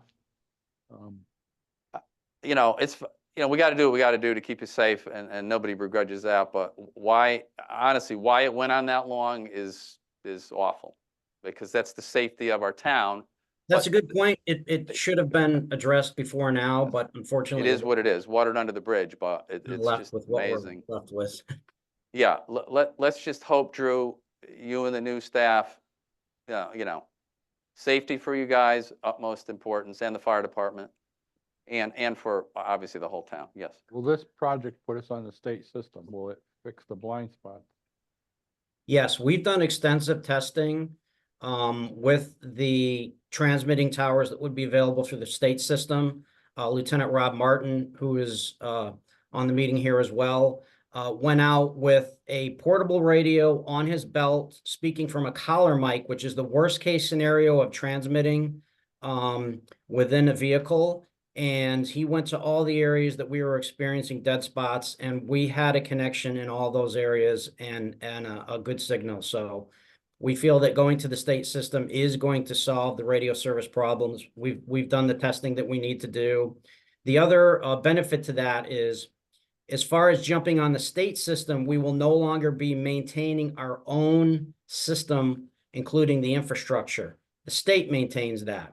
We will have to, over the years, do some software upgrades to keep up with the state, but we'll no longer be paying to maintain towers and antennas and all the equipment that we have scattered throughout the town. So it's also in the long run an added benefit with that as well. So Rob, I see you on the line. So Rob, we're going to rely upon you. So if it doesn't cover every inch of Berlin, you got a pension that you got that we can, you know, let me take a little bit out of and pay for what we need to do to fix it, or what? What do you think, Rob? Listen, if you need to take money out of my pension to make officers safe, I'm happy to do it. I'm kidding, Rob. I'm kidding, buddy. We're good. No, I'm glad you told us that. That was my biggest question, was we are sure, I mean, the money we're going to spend, but we're sure that will fix it, right? And I know the state system is much better than what we have. So I can tell you that after I became a lieutenant, that became a priority for me to look into that. And I can tell you that we worked with our radio service at the time, the company we had at the time, to investigate different possibilities that did not include infrastructure. And after trying all those different low-cost things that we could do, like new antennas on the cars, things like that, nothing made that situation any better. And I can also tell you that what we do now on patrol is different from what we did 30 years ago when I started. The types of calls are different. We're facing more crimes of violence against police officers at times. And officers are faced with situations where we didn't have to deal with many years ago. And that's one of the reasons why this problem is become so critical here. And we've gotten to the point that we have to do something. no, I understood, Chief. Of course. I mean, there's no doubt about it. I'm just angry it took this long to do it. Honestly, I'm glad you guys looked into it and found, you know, something to fix it. I just So, want to say, don't misunderstand the apprehension on spending the money. no. We just want to make sure it works this time. Yeah. I share your frustration. But for everybody's safety, never mind the money. It's gotta work. It's about the safety. Hey, Drew, one question, Drew. The current radios that we have, are they going to adapt to the new system, or do we get new Yes. radios with the new system? No, they are fully compatible. We do have to buy some additional radios to compensate for increasing in staffing, and we're buying some tri-band radios that would allow us extra communication with all the areas that would be covered in this plan. But no, our existing radios will simply need to be reprogrammed, and we still got a lot of years left in those radios that we have now. Thank you. Yes, we will. One final question: as you're buying new radios, I think I might have asked this question before, but you're going to have some extra portables there, right? If somebody gets their radio run over or drops it, or it's in That's repairs, correct. we'll have more than We'll have enough spares to compensate Okay. for any problems we might run into. Appreciate that. That's, you know, that's good. And I know you guys are on it now, and we appreciate that, certainly. Thank you, sir. Anyone else? We're good? Okay, so, yeah, Raul, what, come on, it's not a Board of Finance meeting. What do you want? No, I'm just, Feels like it. No, you gotta come up here. People can't hear otherwise. Raul. House rules. What? House rules. What's with the shorts? What do you think, it's summer out or something? Oh, that's it. You should have stayed on and zoomed in, buddy, see? Yes, yes. No, we're good. What? I saw it. Oh. Hey Drew, Clean shave. did you guys talk at all with Jim about the fire department radios that we got a few years back? Because we spent like $1.2 million and we got brand new radios for the fire department and public works. Right. And it was all internal and within the town. We didn't use any kind of state stuff. Are you guys all set with that, or just my question? All right. Yeah, our stuff is not compatible with the fire department. We're all Motorola. They have a different system, different radio, different brand of radios, and they're not compatible to work together. They do have a Correct. system that works very well for them. But it's not something that we could utilize for our system as well. Sure, but when you guys Fire get radios department. for all the cars or for the police officers, I'm sorry, I didn't catch that last thing you said. couldn't we just buy? So for 1.2 million, we got brand new radios for everybody, including a price tag. When you guys got brand new radios as well, if you guys did not go with Motorola, with the company you guys are looking at right now. It's not I'm just gonna asking work. questions. Sorry, guys. Yeah, well, it's Asking not questions. possible.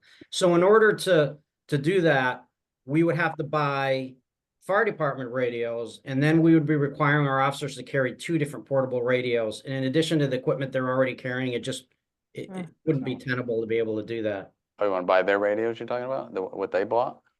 Yeah, exactly. So what I'm saying is, why can't we use the same method? Yeah, exactly, to standardize, because it'd be a lot cheaper, because from what I'm hearing, you guys are not getting all new radios, right? So if No, you guys are the building a radios are portable fine. system. Yeah, there's nothing wrong with our radios. It's the towers. It's the It's towers, the the towers, that's the service. problem. But It's the infrastructure. Yeah, and exactly. I've had some conversations with our a radio service company lately, and I said, well, what would it cost us if we wanted to convert to simulcast sites at all our existing infrastructure that we currently have? And I can tell you that the price has gone up a lot on that. The fire department did theirs at the right time, because they're telling me for the infrastructure just to revert one tower to simulcast and to build the infrastructure for that, you're looking at probably about $1 million for each site. And we would have to do 2 sites. Right. Drew, I think the question is, maybe I rephrase it differently. Rather than switching to a state system, if you use what the fire department has, those portable radios, can somebody call from that dead spot from a portable radio? It's the new, we could buy new radios, but they would still be running off our existing system. So that's not. That won't fix the problem. We cannot operate off the fire department system. They have a totally different frequency and a different system. We can't operate on their frequency, so we would have to build an entirely new system to work with their radios. Fair enough. Thanks, guys. I think Rob Martin, or did you want to talk, Rob? No, I was just going to reiterate a little bit of what Drew said. Is the fire department's on, they're on a low band frequency. They operate, fire departments operate on a completely different aspect of the radio frequency system. And because they're in low band, and most fire departments are, because of the way coverage works, and law enforcement with interoperability is in the 800 band, it would essentially, we would be building an entirely separate new system that would mirror what they have, but in a different frequency spectrum. And so we can't piggyback on what they did, because we'd have no interoperability with any of the other police agencies anywhere around us. And, we would be in a silo, which is exactly what we're not trying to do. So to piggyback on the state system You know, if we want to spend $5.8 million, you know, we could No. build an unbelievable system that's just not fiscally responsible. So to piggyback get on the it. state system makes much more sense because we can have interoperability with everyone around us. New Britain, Newington, Rocky Hill, Cromwell, everyone else, We're good. you know, runs in law enforcement on an 800 meg system. Fire department runs on a completely different frequency level. And, you know, what they did works for them and mirrors other fire departments, but does not mirror police departments. Thank you. You answered the If I question. may. Thank you. Really supposed to be talking about sending this to public hearing. Yes, we are. That's next. Thank you, Okay. Kate. How did we get down this path? I don't know. We did. All right, we needed to get information. What's that? To the agenda. No, it's just a suggestion. Come on. All right, so anyway, I'm just kidding. I'm just kidding. Let's go. So what do we got? Thank you, gentlemen. We appreciate it, all of it. So let's go to what are we at? Item 5, motion. Move to authorize the town manager to retain the services of Pullman and Conley to prepare and bond authorization documents for athletic facilities improvements, and authorize the town manager to schedule and advertise for a public hearing to be held Tuesday, June 18th, 2024 at 7 p.m. on the ordinance entitled "An Ordinance Appropriating $2 million for Athletic Facility Improvements 2024 and authorizing the issue of $2 million bonds of the town to meet said appropriations, and pending the issuance thereof, the making of temporary borrowings for such purpose." I'll second that. Thank you. Any other comments or questions? Hearing none. All those in favor? Aye. Opposed? All right, so moved. Number 6. Move to authorize the town manager to retain the services of Pullman and Conley to prepare bond authorization documents in the amount of $1,300,000 for police radio system upgrades, and to authorize the town manager to schedule and advertise for a public hearing to be held Tuesday, June 18th, 2024, 7 p.m. on an ordinance entitled "An Ordinance Appropriating $1.3 million for Police Radio System Upgrades 2024, and authorizing the issue of $1,300,000 bonds of the town to meet said appropriation, and pending the issuance thereof, the making of temporary borrowing for such purpose. Second. I'll second that. Thank you. Any other comments or questions? Hearing none. All those in favor? Aye. Aye. Opposed? All right, so moved. Number 7. One more, Charlie. Move to authorize the town manager to retain the services of Pullman Conley to prepare bond authorization documents in the amount of $1,100,000 for the town roof replacements, and to authorize the town manager to schedule and advertise for a public hearing to be held Tuesday, June 18th, 2024 at 7 p.m. on the ordinance entitled "An Ordinance Appropriating $1,100,000 for town roof replacements 2024 and authorizing the issuance of $1,100,000 bonds of the town to meet the said appropriation, and pending the issuance thereof, making temporary borrowing for such purpose." Take a second on that. I'll second that. Thank you very much. Hearing no other comments or questions. All those in favor? Aye. Opposed? All right, so moved. All right, thank you. Thank you. We're gonna need Thank another bond to pay the legal fees for all these. No, it's Probably included. so. It's all in. Thank you, Drew. Thank you, Rob. Thank you. Agenda item number 8 is an item that's been requested by the Registrar of Voters to be placed for discussion at the council meeting. I'll have them come and talk to you about it. Is this the pay, the same, what, you ladies want to come up or explain? No? No, you do, because What? wanted it on the agenda. You don't want, We don't want to either. we don't want to, we don't want to be here either. What the I'm heck? just kidding. We love this. We love this. Come on. It's like planning and zoning now. We're trying to stay later than you, Joan, on planning and zoning. Mute myself. So Joan Veely here with Chris Stimiano, Registrar of Voters down in Berlin. Welcome. Welcome, thank you. We haven't seen you for a while. No, we've been buried in paperwork. Anyway, just want to let you know that we fulfilled the request of the council, and that was to keep track of our hours. And the hours were calculated all the way through to the end of the 1st of May. The overage hours beyond the 20 hours that we normally would work was 161 hours per registrar. We had calculated that at the hourly rate that was set with the town manager.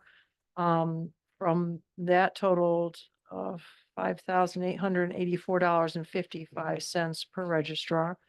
We deducted from that the stipend that was already paid of the $2,500, which left the balance due forward of $3,384.55 per registrar. Then what we did was we went, Mr. Mayor, and looked at our budget, because we know it's pretty tough to try to find some money within the budget with all the expenses and the millions of dollars flying around. It's pretty scary. So we did find within our budget, the costs that would cover that, which would be, moved to cover the elected personnel, the estimated workman's comp, and then the social security that would also be charged. So, that's the long and short of it. So we're just asking that you authorize that we move some money about within our budget. And then we'll be able to close out the year. Nice job, Joni. Well, Christie helped a lot. Chrissy. It sounds good, but that's not what the Board of Finance, and that's what the stipend was to cover, The stipend covered part of it. but a stipend doesn't cover everything, right? That's No, the, it didn't. right, and it wasn't meant to be. Remember, Oh, yeah.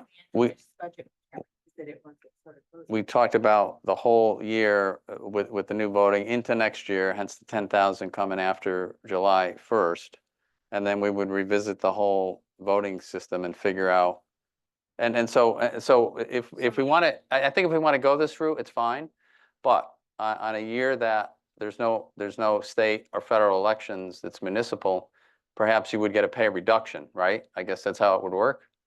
Because you're not going to work as many hours, right? Into the following year.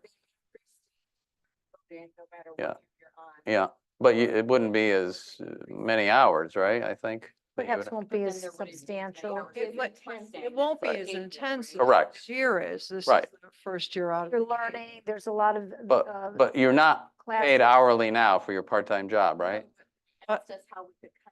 Yeah, So if they Right. didn't want to increase their salary and let us just go forward with what we offered in November, right. this is what was agreed upon, because we predicted back in November, the 168 hours for this, it was at the top of the key of the paperwork I had given you, and we're on track for that, because we ended up having the. It was 300 hours back when we first met. This is the fiscal year and it's ended, and we can't revisit it once they close, so we kept track of our hours and submitted them. How could it be 300 for the full year and how much for a part of the year? It was 300 hours. That was that first sheet we met, when we first met the very first time, right? There was 300 hours from the state, I think it came from, right? That figure you had on your sheet? We didn't have this presidential primary, then we went out, had as many hours, so. Right. But before that, you got it was up to 550 at some I point? think it was around 581 hours for the whole year, based on a 12-month run. Well, okay, Calculated for all the extra hours above and beyond what. hence the normally- 10 grand later in the year, though. The presidential election's not till next fiscal year. Who- April, the stipend is not even paid within this calendar year, which we had addressed in the past The, as well. the stipend's in the next fiscal year, but it's this calendar year with the new election. That's why this budget. Yeah, but you're getting 10 grand for the rest of the extra hours you're gonna work. From what I right? understood. Yeah. Is that because your fiscal year runs opposite of the calendar? Yes, everybody does in the government, We yeah. were talking about the stipend. We were talking about adding the stipend to 24-25 budget. And then it was. The 2,500, No, No, for the the 10,000. no. And then what That's what I happened understood is too. because early voting started in January, we're always working on this budget. That's when you said that's when it was agreed that the stipend would, the 2,500 would Right. cover 20 extra hours. But The we fiscal year. Also asked to look at and keep track of the hours, which we have done. Right, Did that in good faith, knowing that this other stipend doesn't kick in until the next budget year. Didn't even cover it. Because it's not even, Yeah, didn't cover it. because personally, I would have rather just had my salary raised, and then I wouldn't have to. but jump through all what happens in years that you don't work that full salary because there's not as much, you won't have as much training, So they're Right. doing this instead. So there'd be less pay potentially in future. Without the stipend, I'm gonna get less pay. Right. That's why, I guess what I'm saying is. But remember the whole, I just, our initial meeting, we've never wavered from that. All right, so I want to ask you. Yes. How do I take back my 161 hours that I worked? You don't. I just lost. You don't. It's just gonna go unpaid. That's the purpose of a stipend. A stipend is not, Cover it, and we told that from day one, our concern, and we didn't agree. but, with it. but I'm not comfortable with them not getting the- paid for 161 hours of work. the Board of Finance, and I wasn't even coming from me. The Board of Finance, when we had that discussion, right, that night, when they came up with the stipends, we added extra money to the stipends. I think it was gonna be 10,000 for the whole year. That included the 2 fiscal years, because obviously it's not a calendar year. Well, we can go back and review it, and then we upped it another 2,500. So we gave you more than, we were talking about 10 grand for the whole calendar year, which included 2 fiscal years. We were gonna separate it out, which we did. And then we added another 2,500, Donna. You were at that meeting with The me. 2,500, Right. and this is what I understood, Yeah. was pre-June 30. So from Right, this fiscal anything, year. right. And then we also said to please watch your hours. And if that didn't cover it because there was educational things that they were required by the Secretary of State's office, and training, meetings, referendums, 2 of them, okay? All of that was extra hours that was over and above the 20-hour work week. And I think they've documented that in terms of their hours here. They've been keeping track. And then the $10,000 stipends for each of them was going to be what we would consider in our next fiscal year, which starts July 1st. And will cover the election, the primary, and it will carry us into the spring of next year, also still in our fiscal year. That's how I understood it. Now, maybe I misunderstood. We have 2 finance guys in the. Yes. I don't know. Did you guys? Sure. The $10,000 stipend is for next fiscal It's, year? yes, it's not in this fiscal year. But It's they're gonna in get this it the calendar calendar year as year, a though. start, Yeah. but and I almost wish that it was either one or the other, but that's how it works. So, quick question, because I wasn't involved in the meetings, but so for the 24-25 stipend that's been agreed to for the $10,000, what is the requirements that need to be met for the stipend? Same kind of thing, tracking hours, et cetera? Yes. So the 10,000 is there, but it's not necessarily, let's say, things go smoothly, there's not as much training, all that kind of stuff. Still getting the 10. Possibility that they might not get that. No, not with a stipend. No. You guys are not getting the stipend. The stipend they're getting. We agreed to $12,500, right? Because 2,500 was in this fiscal year. The 10,000 carried over into the other fiscal year. Obviously, we're not on the calendar year with the registrar. That was, and we said yes to track your hours because we all said we have no idea what this calendar year will bring. Correct? We don't know. And I'm sure there's more coming. And there may be more. So we said, we'll cover it with a stipend this time. And then in the new year, we would figure it out what happens going forward, as all the towns are doing. I've spoken to multiple mayors. They're all given a stipend, most of them, and saying, let's figure out how many hours they're working. I don't know. I mean, I've talked to a couple mayors. No one's anywhere near the payments you guys are getting. Not even close. Not even with the 38,000. Not even close. There's no towns. Rocky Hill's at 26,000. We're talking about comparing what we do to Rocky Hill. So, but we wanted to give you more, so we're up to 50,000 now with the 10,000 and the 2,500. Yes, split in 2 fiscal years, but we knew that. That's why we gave the bigger chunk, because it's the presidential election. We know you're going to be busier. We know it's going to be crazy, but hence the 10,000 was going to cover that and into April, right? The next April, right? Into the rest of the fiscal year. Yeah. Because the primary in April would be the last one in the 25-26 fiscal year, right? That's what we all said from the beginning. I know, you wanted 96,000 from the start. I know it wasn't enough. Oh, my God. You're not a town employee. You can't get benefits, though. You guys wanted 96 grand in benefits. Gotta start someplace. Huh? We are. You got to start someplace. Hey, Yeah, but negotiation, you throw out something to see what happens. They didn't have a plan, they just had a constitutional change. yes. Oh, I agree. And if we're part-time, we go to full-time. That's how we prepare for our change. without knowing.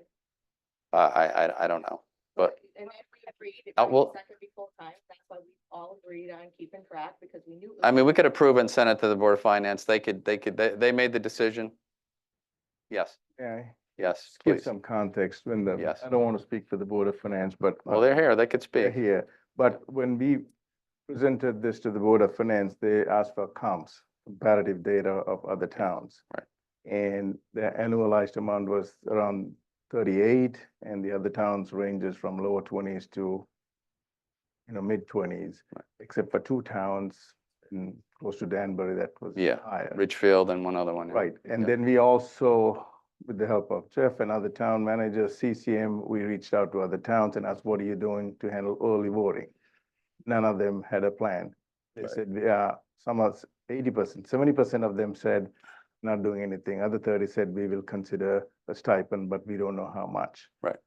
So when we shared that with the Board of Finance, they said, we can make a decision just based, we don't have enough data. We don't know what others are doing. So we said, We have to pay comparable salaries. Why don't we wait till after the election in November, get a whole big picture of the whole year as to what's your base salary? But just what others explain, got yeah. in Stipend, Yeah. so that you know what everybody's getting paid for the same job. That's how we ended up with a $10,000 stipend for next year, 2,500 for this fiscal year. year 25. Yeah. But then at the Board of Finance meeting, you and Donna were there and you made an adjustment to say, okay, We upped we'll it. do a 2,500 this fiscal year. Yeah. And that was it. That was my understanding. Am I correct? Well, the only thing I'm going to say is perhaps we underestimated because we really didn't know what we expected. Because let's obviously say that this was a learning curve of a year, okay? We're not even finished, and I'm sure that you know what's going to hit the fan in the fall. But they have to understand, and certainly as a businesswoman, I would not want to be working and not being compensated for it. And I'm sure you don't want to hear that, Mayor, or. Join the finance DEA, people, and they'll tell you how we okay? work without getting paid, I, yeah. I don't know what to say. It's like, I work, I want to get paid in Get my it. fiscal year, Get that's it. all. That's my personal opinion. You know, I mean, beside the stipend, the biggest thing is there's hours there that they worked and they didn't get paid for. it Just should stinks be paid because for. it's all, we- we don't know how often they're gonna have to do this.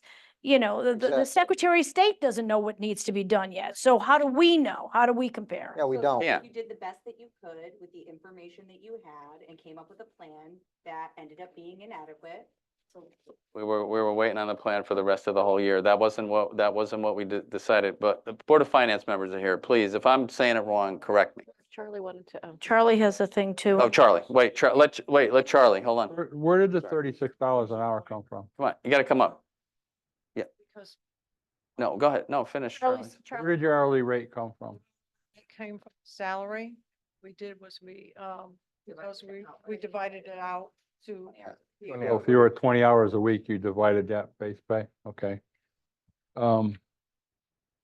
We're looking at other towns for guidance. We may not be comparing apples to apples. Well, that's true too. Rocky Hill might have 5 deputies to help that person, so that person doesn't have to work that many hours. We don't have all that information. All we know is how many hours you worked. And do I want to pay it? No, but I think people should be paid for their work. I don't know what the deal was at the Board of Finance. I wasn't there. I'm not going to try to speak for them. But Pardon me? So, He's there. This basically, as a member of the Board of Finance, this is basically what we discussed. We got information from Raul as to what all the other town, or I'm sorry, from Hiroshi. Oh, you look alike. Come on. You guys interchangeable, yeah. So we looked at the hours that the state had set. And initially, we weren't gonna do anything in 24 and then just do 10,000 in 25. Well, after looking at it a little bit, we decided to go with 2,500, even though at 38,000, we were already above all the surrounding towns and of our size and some considerably bigger. So this was what we had to go on. This was the information we were given. Now, whatever your case may be about how many people have working for them, this wasn't information that was given to us. I get that. yeah, we So, understand. and we still don't have it now. No. So we're not gonna increase a budget based on information we don't have. So me personally, as far as I'm concerned, it was $2,500 for this year and 10,000 for next year. This is a learning curve. Nobody knows where it's gonna end up. And basically, that's what we voted. So if you guys, whatever you guys want to do with it, we'll bring it back to the Board of Finance and discuss it again, but that's how it ended, and I honestly don't see a change. That's exactly. No, they had nothing to do with that. That, I don't know who you discussed that with. Agreed upon that we were gonna keep track of our hours because we weren't not in agreement with other numbers. We set the budget at $2,500, and that was it. We'll just send it forward, let the Board of Finance. That's. Oh, listen, hey, that's ridiculous. You know how many people I could get for 50 grand to do that job tomorrow? I mean, this is, I'm sorry. They're not gonna pay us for 161 hours. I You gave wouldn't us do the that. initial hours, and that's what we set it on. We did So the job. the hours you gave us were wrong, that's nothing to do with it. And once that's again, not we what I also used the fact that you were already paying more than all the other surrounding towns. And then that 10 was gonna be in the next. Well, you will have to take that up. Which The guy that starts got all the- July you guys that got all the So that would information. include I think this is getting out of hand. Yes, I think. We need to, Let it go to the Board of Finance. I agree. All right, so you don't have it. We still don't have it. let's go ahead, Thank you. let's go ahead and take a motion, and take a vote. And then it'll go to the Board of Finance. Just, Yes. yeah, Peter's. Oh, is- yes, Peter, I'm sorry, Peter, yes. No, it's all right. I'm ready. What? He's ready to vote. Well, you sleeping already, Peter? Like, No. it's all set. All right, yeah. Oh, my God. Peter was a smart one. You stayed wherever you're at and you're like cuddly in bed. You're all set, right? Watching some TV while we're on the meeting here. It's okay. I wish. Sorry, Good Peter. for a motion? Yes, please. Move to approve a transfer from non-taxable election workers for $4,400 and supplies for $3,000 to elected personnel for $6,800, workers' compensation for $75, and social security for $525, for a total amount of $7,400 to cover additional hours worked by the register of voters pending approval by the Board of Finance. Okay, thank you. Second. I'll second that. All right, any other comments or questions? All those in favor? Aye. Opposed? All right, so moved. Thank you, ladies. Agenda item number 9 and 10, it's good news to wrap things up. And I'm It is sorry, good. Ashley, that you had to wait till 10 o'clock to share the good news. Well, that's the way it goes But, sometimes. as you recall, we That's why we get our stipends of big money. We get it. We applied for 2 grants for the Griswold School and Hubbard Elementary School. And the results are in. So Ashley, I'm gonna turn it over to you to take the victory lap because you did all the work for this. Thank you. Hi, Hey, everyone. Ashley. How are you? Good. Yeah, so we applied for the grants back in the late fall, early winter for Griswold I Elementary beg your School. pardon. Do you think maybe you can take that outside? I'm sorry. If you're gonna discuss it, maybe you should take it outside. Oh, my Lord. All right. Thank you. Sorry, I apologize. I'll be quiet. Go ahead, Ashley. Am I good? Okay. So yeah, in the late fall or early winter of 2023, we applied for 2 HVAC grants through the Department of Administrative Services for Griswold Elementary School and for Hubbard Elementary School. This was the second round funding for this particular grant. We received some feedback when we applied the first year. We responded to that feedback and we got some positive news with 2 grant awards. So for Griswold Elementary School, we received a grant commitment of $1,243,928.71, which is a 41.43% return on the total project, which was estimated over at Griswold for $3,02,483. And then, so that's the first motion, or that's the first agenda item. And then the second agenda item, similar narrative, we received a 41.43% return on the Hubbard project. The total grant award for the Hubbard project is $1,895,589.46 for a project that was estimated at $4,575,403. So what I'm looking for today is your approval to allow Arosh to sign the grant commitment award letters so we could respond to the Department of Administrative Services and move forward with these projects. That is good news, Ashley. Thank you very much. Appreciate that. Wonderful. Yes. So we have any questions, any comments on this? No? We want to delay this or just move it forward? Okay, I'm just kidding. We can All vote. right, let's take a motion, 2 motions on each one, I guess, right? Move to authorize the town manager to accept the grant commitment notification for Mary E. Griswold Elementary School, project number 007-001, HVACN, HVAC Indoor Air Quality Grant Program for Public Schools in the amount of $1,243,928.71. I'll second that. Thank you. Any other questions? Hearing none. All those in favor? Aye. Opposed? All right, so moved. Next one. Move to receive the Griswold HVAC grant into the state and federal grants account and appropriate it to the state HVAC grant account and Griswold HVAC fund. Second that. Thank you. Hearing no other comments or questions. All those in favor? Aye.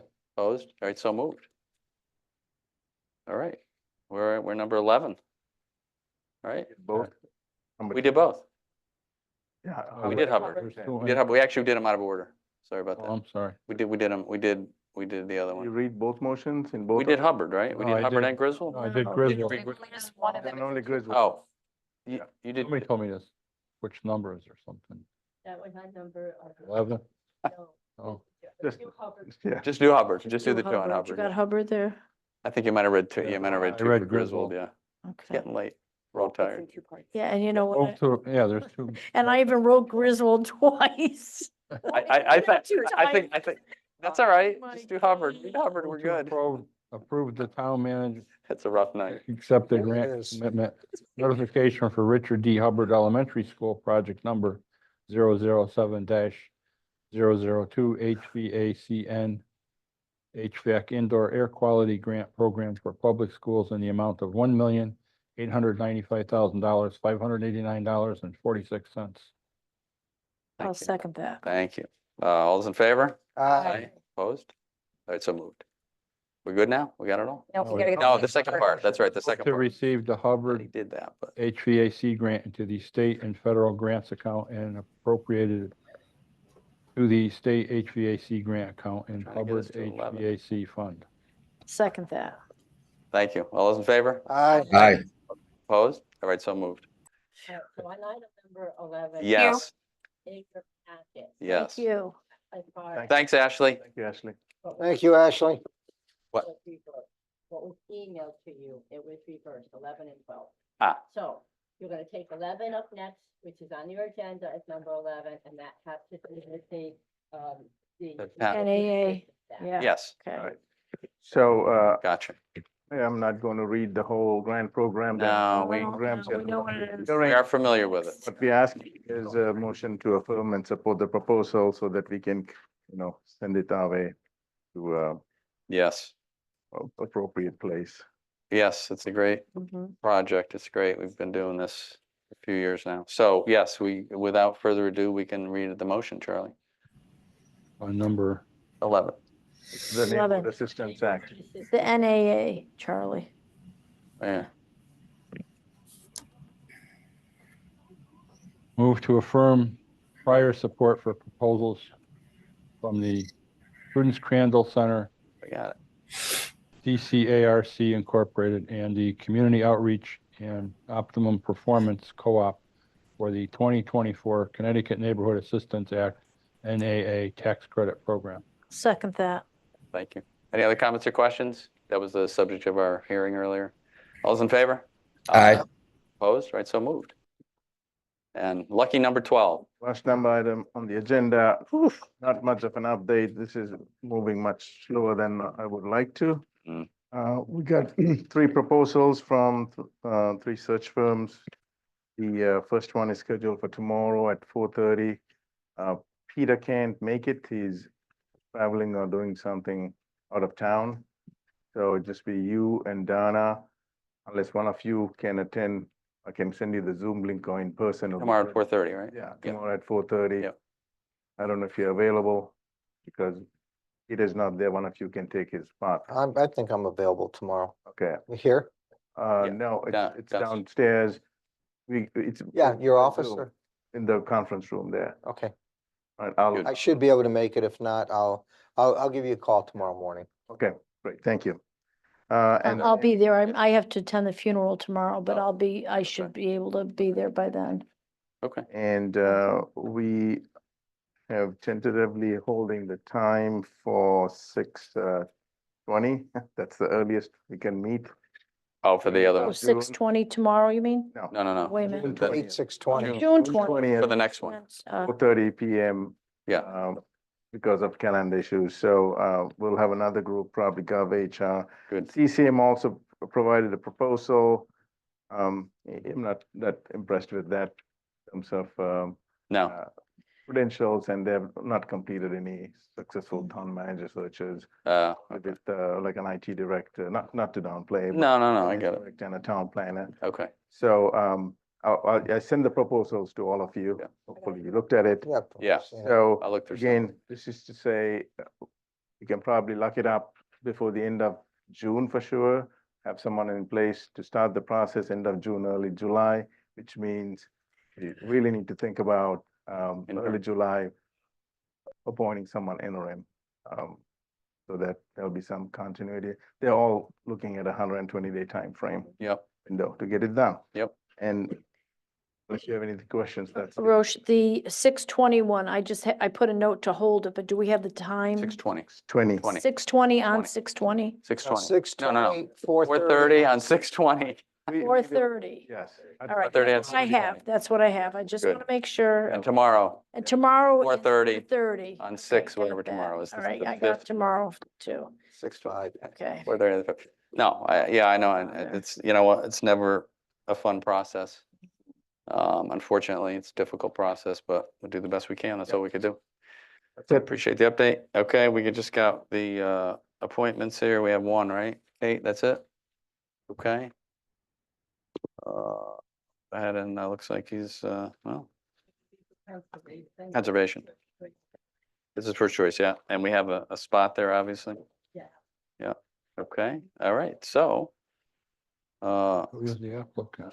with further ado, Brandon Thomas. Okay. Pete. So we'll take nominations for the Conservation Commission. I would like to nominate Brendan Thomas Pete. All right, appreciate that. No, here, any other nominations? Hearing none, we'll close the nominations. All those in favor of Brandon? Aye. Aye. Opposed? All right, so moved. Thank you. Welcome, Brandon. Thanks for volunteering. All right, so we're done with that. Where are we at? Town managers report? I have 8 updates. All of them will wait till next week. Oh, Very thank quick, God. very quick next week. They can't wait. Yeah. Yeah, good. Past 10 o'clock. We do appreciate that. All right, special committee reports. What do we have? We had the ordinance committee today. We are looking at the noise proposal. And we passed one for the golf course for the, well, we sent them to the council. I'm sorry, the noise one and the one for the golf course budget are coming to the council next meeting for the council to review. And that's it for special committees, right? Nothing else? Council communications? What do we got? Anything? Just one quick comment, Yes. Mr. Mayor. I was approached by a person, we discussed this at the last meeting about the lights over in at Sage Park. I Yes. believe that same person talked to you Yes. in depth, so I mean, I was approached Yeah. about that And I think also. they replaced the bulbs now. I do not They know. if could be they're gonna done. They replace should have been done last Thursday or the Thursday before. I lost it. track of Just time. as an FYI, because I heard about that on Sunday. Yeah. So they should be replaced. I'll check with Woody tomorrow, but, oh, Woody. Hey, what do we got for lights? Yep, Doug was able to get Lawrence Crane in. They were in Monday and Tuesday of this week. All the Okay. lights at Zipadelli, Scalise, and so a few light upgrades were done at Sage One. So as of right now, 99% of all the bulbs are currently working at the Sage Park complex. Excellent. Thank you. Thank you. great. Appreciate it, Thank you. Woody. But is You're Thank welcome. you. Are those? All right, so there answers that question. And we are done with any other council communications? Hearing none, we'll go ahead and take acceptance of the minutes of, We accept May 21st meeting minutes as presented. I'll Second. second that. Any other comments or questions on that? All those in favor? Aye. Opposed? So moved. And a motion to adjourn. You sure you want to go? All right, motion to adjourn. Moved, so moved. Charlie, second. Yeah. All those in favor? Aye. Aye, all right, so moved. Thank you, everybody. Sorry, a little bit long, but when I saw that agenda, I knew it wouldn't be pretty. But that's okay. We got through it. I was clean. It's not even midnight yet. Got through it. Huh? That's it, we're done. I got my. Why?